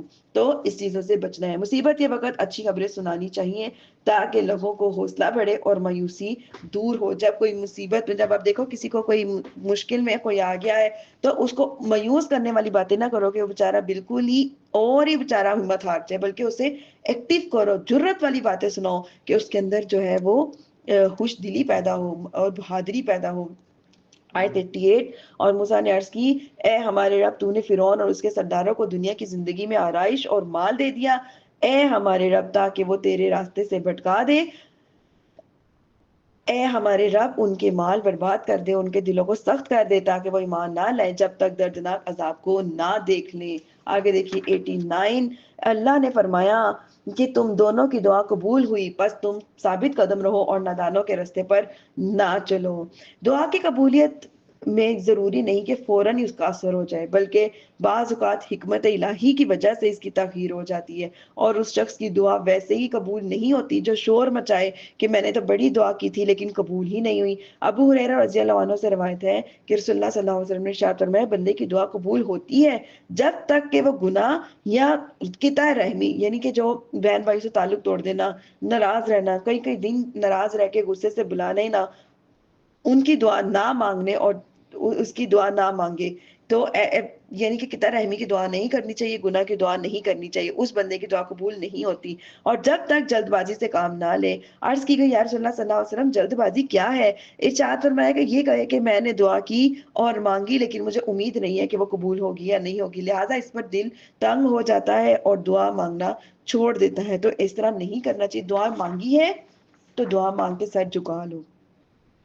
دعا مانگنے کا بیسک مقصد ہمارا یہ ہوتا ہے کہ ہر کام ہم نے اللہ کی سپرد کر دیا، تو جب ہم کام اللہ کے ذمہ لگا دیتے ہیں پھر خاموشی سے دیکھنا چاہیے، کیونکہ اللہ اپنے ذمہ والے سارے کام بڑے اچھے سے انجام دیتا ہے۔ پھر بار بار اس کو جو آنکھیں کھول کھول کے دیکھنا، کیا بنے گا کیا نہیں بنے گا، پتہ نہیں کیا ہوا ہے کیا نہیں ہوا، اس طرح کی باتیں نہیں کرنی چاہیے، اس لیے جلدی نہیں مچانی چاہیے۔ جو انسان چپ کر جاتا ہے، سر جھکا کے دعائیں مانگتا رہتا ہے، اللہ پہ پورا بھروسہ رکھتا ہے، 100% توکل رکھتا ہے، تو پھر اللہ تعالیٰ اس کی دعاؤں کو نہ صرف قبول فرماتے ہیں بلکہ اتنے خوبصورت انداز میں قبول فرماتے ہیں جو انسان نے کبھی سوچی بھی نہیں ہوتی۔ آیت 90، اور ہم نے بنی اسرائیل کو دریا عبور کروا دیا کہ اور فرعون کو اس کے لشکروں نے سرکشی کی اور ظلم سے اس کا پیچھا کیا، یہاں تک کہ جب اسے غرق ہونے نے آ لیا تو کہنے لگے، میں اس بات پر ایمان لایا کہ اس کے سوا کوئی معبود نہیں جس پر بنی اسرائیل ایمان لائے، اور میں مسلمان ہو گیا۔ الآن وقد عصیت قبل وكنت من المفسدین، اس سے کیا ہو گیا کہ اب ایمان لاتے ہو، حالانکہ اس سے پہلے تو نافرمان رہا تو فسادی بھی رہا۔ آج تو تیری لاش کو بچا لیں گے تاکہ وہ اپنے بعد والوں کے لیے نشانی بن جائے، اور بے شک لوگ ہماری نشانیوں سے ضرور غافل ہیں۔ بے شک ہم نے بنی اسرائیل کو عزت کی جگہ دی اور انہیں پاکیزہ رزق عطا کیا تو وہ اختلاف میں نہ پڑے، مگر علم آنے کے بعد بے شک تمہارا رب قیامت کے دن ان میں اس بات کا فیصلہ کر دے گا جس میں وہ جھگڑتے تھے۔ آگے دیکھیے آیت 94، اے سننے والے، اگر تجھے کچھ شبہ ہو کہ اس میں جو ہم نے تیری طرف اتارا ہے اور اس سے کچھ پوچھ کر دیکھ لے، جو کچھ بھی تمہارے سے پہلے کتابیں پڑھنے والے تھے، بے شک تیرے پاس تیرے رب کی طرف سے حق ہی آیا ہے، تو ہرگز شک کرنے والوں میں نہ ہو اور ہرگز ان میں نہ ہونا جنہوں نے اللہ کی آیتوں کو جھٹلایا اور وہ خسارے میں ہو گئے۔ کہ اللہ کی بھیجی ہوئی آیات میں کبھی بھی شک نہ کرو، اللہ نے آج بھی حق نازل فرمایا ہے، پہلے بھی حق نازل فرمایا تھا۔ بے شک جن لوگوں پر تیرے رب کی بات پکی ہو چکی وہ ایمان نہیں لائیں گے اگرچہ ان کے پاس ہر نشانی آ جائے، جب تک دردناک عذاب کو نہ دیکھ لیں۔ اور تو کیوں ایسا نہ ہوا کہ کوئی قوم ایمان لے آتی تاکہ اس پر ایمان اسے نفع دیتا، لیکن یونس کی قوم جب ایمان لائی تو ہم نے اس سے دنیا کی زندگی میں رسوائی کا عذاب ہٹا دیا اور اس وقت تک اسے فائدہ اٹھانے دیا. اور اگر تمہارا رب چاہتا تو جتنے لوگ زمین میں تھے، زمین میں ہے، سب کے لیے سب کے سب ایمان لے آتے. تو کیا تم لوگوں کو مجبور کرو گے یہاں تک کہ مسلمان ہو جائے؟ وما قال لنفس ان تؤمن الا باذن الله وَيَجْعَلُ الرِّجْسَ عَلَى الَّذِينَ لَا يَعْقِلُونَ. اور کسی جان پر قدرت نہیں کہ وہ اللہ کے حکم کے بغیر ایمان لے، اور اللہ ان لوگوں پر عذاب ڈالتا ہے وہ سمجھتے نہیں ہے کہ جب اللہ تعالیٰ چاہتا ہے تو اپنے بندے کو تو بندہ اپنے اختیار سے ایمان قبول کرتا ہے، اپنے چاہنے کی وجہ سے وہ ثواب کا مستحق ہوتا ہے. اللہ تعالیٰ ہدایت کا ارادہ نہ کرے تو بندہ اپنی رغبت سے کفر پر رہتا ہے اور اس رغبت کا عذاب پاتا ہے. لیکن اس آیت سے یہ بات ثابت نہیں ہوتی کہ بندہ مجبور ہے، کیونکہ بندے کی رغبت بھی اللہ تعالیٰ کی رضا میں داخل ہے. مجبور کرنے کی بات تب ہونا جب آدمی کفر پر اس طرح مجبور ہو جیسے ریشے میں مبتلا انسان کا ہاتھ جو ہے وہ کانپ رہا ہوتا ہے، اگرچہ وہ کتنا ہی اسے روکنا چاہے روک نہیں پاتا. لیکن اگر انسان کفر میں ہے، وہ اس طرح مجبور ہے کہ وہ دل سے ایمان لانا چاہتا ہے مگر اسے قدرت نہیں اور وہ ایمان لا ہی نہیں پاتا. اس کا دل تصدیق ہی نہیں کرتا، زبان اقرار ہی نہیں کرتی، اسلام لانے کے لیے اقرار ہی نہیں کرتی، تو پھر کیسے کہا جا سکتا ہے کہ کفر پر مجبور ہے؟ لیکن اگر دین میں قبول کرنے کا اختیار موجود ہے لیکن پھر بھی وہ ایمان قبول نہیں کرتا تو وہ ہرگز مجبور نہیں ہے. کیونکہ اللہ پاک نے کیوں ان کو توفیق نہیں دی؟ کیونکہ ان کی حرکتیں ہی ایسی ہیں کہ اللہ پاک نے پھر ارادہ کر لیا کہ اب یہ ایمان نہیں لائیں گے. ان کے دلوں پر اللہ نے مہر لگا دی. تم فرماؤ، کیا فرماؤ؟ قُلِ انظُرُوا ماذا فِي السَّمَاوَاتِ وَالْأَرْضِ، ہاں کہ کیا دیکھتے ہو آسمان اور زمین میں. وَمَا تُغْنِي الْآيَاتُ وَالنُّذُرُ عَنْ قَوْمٍ لَا يُؤْمِنُونَ، اور نشانیاں اور رسول ان لوگوں کے کوئی فائدہ نہیں دیتے جو ایمان لاتے ہیں، جو ایمان نہیں لاتے. کہ جتنی بھی نشانیاں دنیا میں آ چکی ہے، جتنے رسول تشریف لا چکے ہیں، وہ سب کافروں کو فائدہ نہیں دیتے. آگے دیکھیے آیت نمبر 102 3 رکوع 10. تو انہیں ان لوگوں کے دلوں میں جیسے دنوں کا انتظار ہے تو جو ان سے پہلے گزرے ہیں، تم فرماؤ تو انتظار کرو، میں بھی تمہارے ساتھ انتظار میں ہوں. پھر میں اپنے رسولوں اور ایمان والوں کو نجات دیں گے اور پھر ہم اس طرح حق کہ یہ اس طرح حق ہے جیسے کہ ایمان والوں کو نجات دیں گے، کہ حق کے ساتھ ایمان والوں کو نجات دی جائے گی جیسا کہ وہ دنیا میں اللہ تعالیٰ کو ایک مانتے تھے اور ایمان لاتے تھے. تم فرماؤ اے لوگو اگر تم میرے دین کی طرف سے کسی شبہ میں ہو تو جان لو میں ان چیزوں کی عبادت نہیں کروں گا جس کی تم اللہ کو چھوڑ کر عبادت کرتے ہو، البتہ میں اس اللہ کی عبادت کرتا ہوں جو تمہاری جان نکال لے گا. اور تمہیں مجھے حکم ہے کہ میں ایمان والوں میں سے رہوں اور یہ کہ ہر باطل سے جدا رہ کر اپنا چہرہ دین کے لیے سیدھا رکھوں اور ہرگز مشرکوں میں سے نہ ہونا. وَلَا تَدْعُوا مِن دُونِ اللَّهِ مَا لَا يَنفَعُكَ وَلَا يَضُرُّكَ فَإِن فَعَلْتَ فَإِنَّكَ إِذًا مِنَ الظَّالِمِينَ. اور اللہ کے سوا اس کی عبادت نہ کرو جو نہ تمہیں نفع دے سکے نہ تمہیں نقصان پہنچا سکے. پھر جو کوئی ایسا کرے گا اس وقت تو ظالموں میں سے ہوگا. وَإِن يَمْسَسْكَ اللَّهُ بِضُرٍّ فَلَا كَاشِفَ لَهُ إِلَّا هُوَ وَإِن يُرِدْكَ بِخَيْرٍ فَلَا رَادَّ لِفَضْلِهِ يُصِيبُ بِهِ مَن يَشَاءُ مِنْ عِبَادِهِ وَهُوَ الْغَفُورُ الرَّحِيمُ. اور اگر اللہ تجھے کوئی تکلیف پہنچائے تو اس کے سوا کوئی تکلیف دور کرنے والا نہیں. پھر اگر وہ تیرے ساتھ بھلائی کا ارادہ فرمائے تو اس کے فضل کو کوئی رد کرنے والا نہیں. اپنے بندوں میں سے جس کو چاہتا ہے اپنا فضل دیتا ہے اور وہی بخشنے والا مہربان ہے. یہاں پہ فرمایا گیا بھلائی کا ارادہ فرمایا گیا، یعنی کہ اگر اللہ تعالیٰ تیرے ساتھ وسعت اور آسانی کا ارادہ فرمائے تو اس کے رزق کو روکنے والا کوئی بھی نہیں ہے. وہی نفع اور نقصان میں سے ہر ایک کا مالک ہے. تمام کائنات اللہ ہی کی محتاج ہے. وہی ہر چیز پر قادر ہے اور ہر ایک پر کرم والا ہے. بندوں کو اس کی طرف رغبت ہے، اس کا خوف اور اسی پر بھروسہ اور اس پر اعتماد چاہیے. نفع اور نقصان جو کچھ بھی ہے وہی اپنے بندوں میں سے جس کو چاہتا ہے پہنچاتا ہے اور جس سے چاہتا ہے دور کر دیتا ہے، اور اپنے بندوں میں جس کے چاہتا ہے گناہوں کو چھپانے والا بھی اللہ ہی ہے. قُلْ يَا أَيُّهَا النَّاسُ قَدْ جَاءَكُمُ الْحَقُّ مِنْ رَبِّكُمْ فَمَنِ اهْتَدَىٰ فَإِنَّمَا يَهْتَدِي لِنَفْسِهِ وَمَنْ ضَلَّ فَإِنَّمَا يُضِلُّ عَلَيْهَا وما انا علیکم بوکیل، تم فرماؤ اے لوگو تمہارے پاس تمہارے رب کی طرف سے حق آیا تو جو ہدایت حاصل کر لے تو وہ اپنے فائدے کے لیے ہی ہدایت حاصل کر رہا ہے، اور جو کوئی گمراہ ہوتا ہے وہ اپنے ہی نقصان کو گمراہ ہوتا ہے، اور تم پر کوئی نگہبان نہیں ہے۔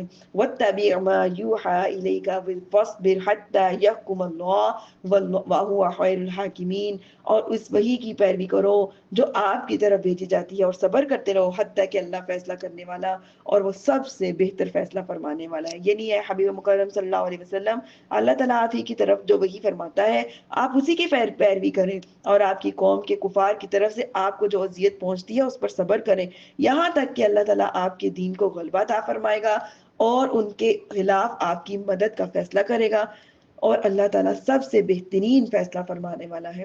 الحمدللہ، یہاں ہماری سورۃ یونس اور ہمارا 11واں پارہ مکمل ہو چکا ہے۔ اب ہم کل انشاءاللہ 12ویں پارے کا آغاز کریں گے۔ وما علیہ الا البلاغ المبین۔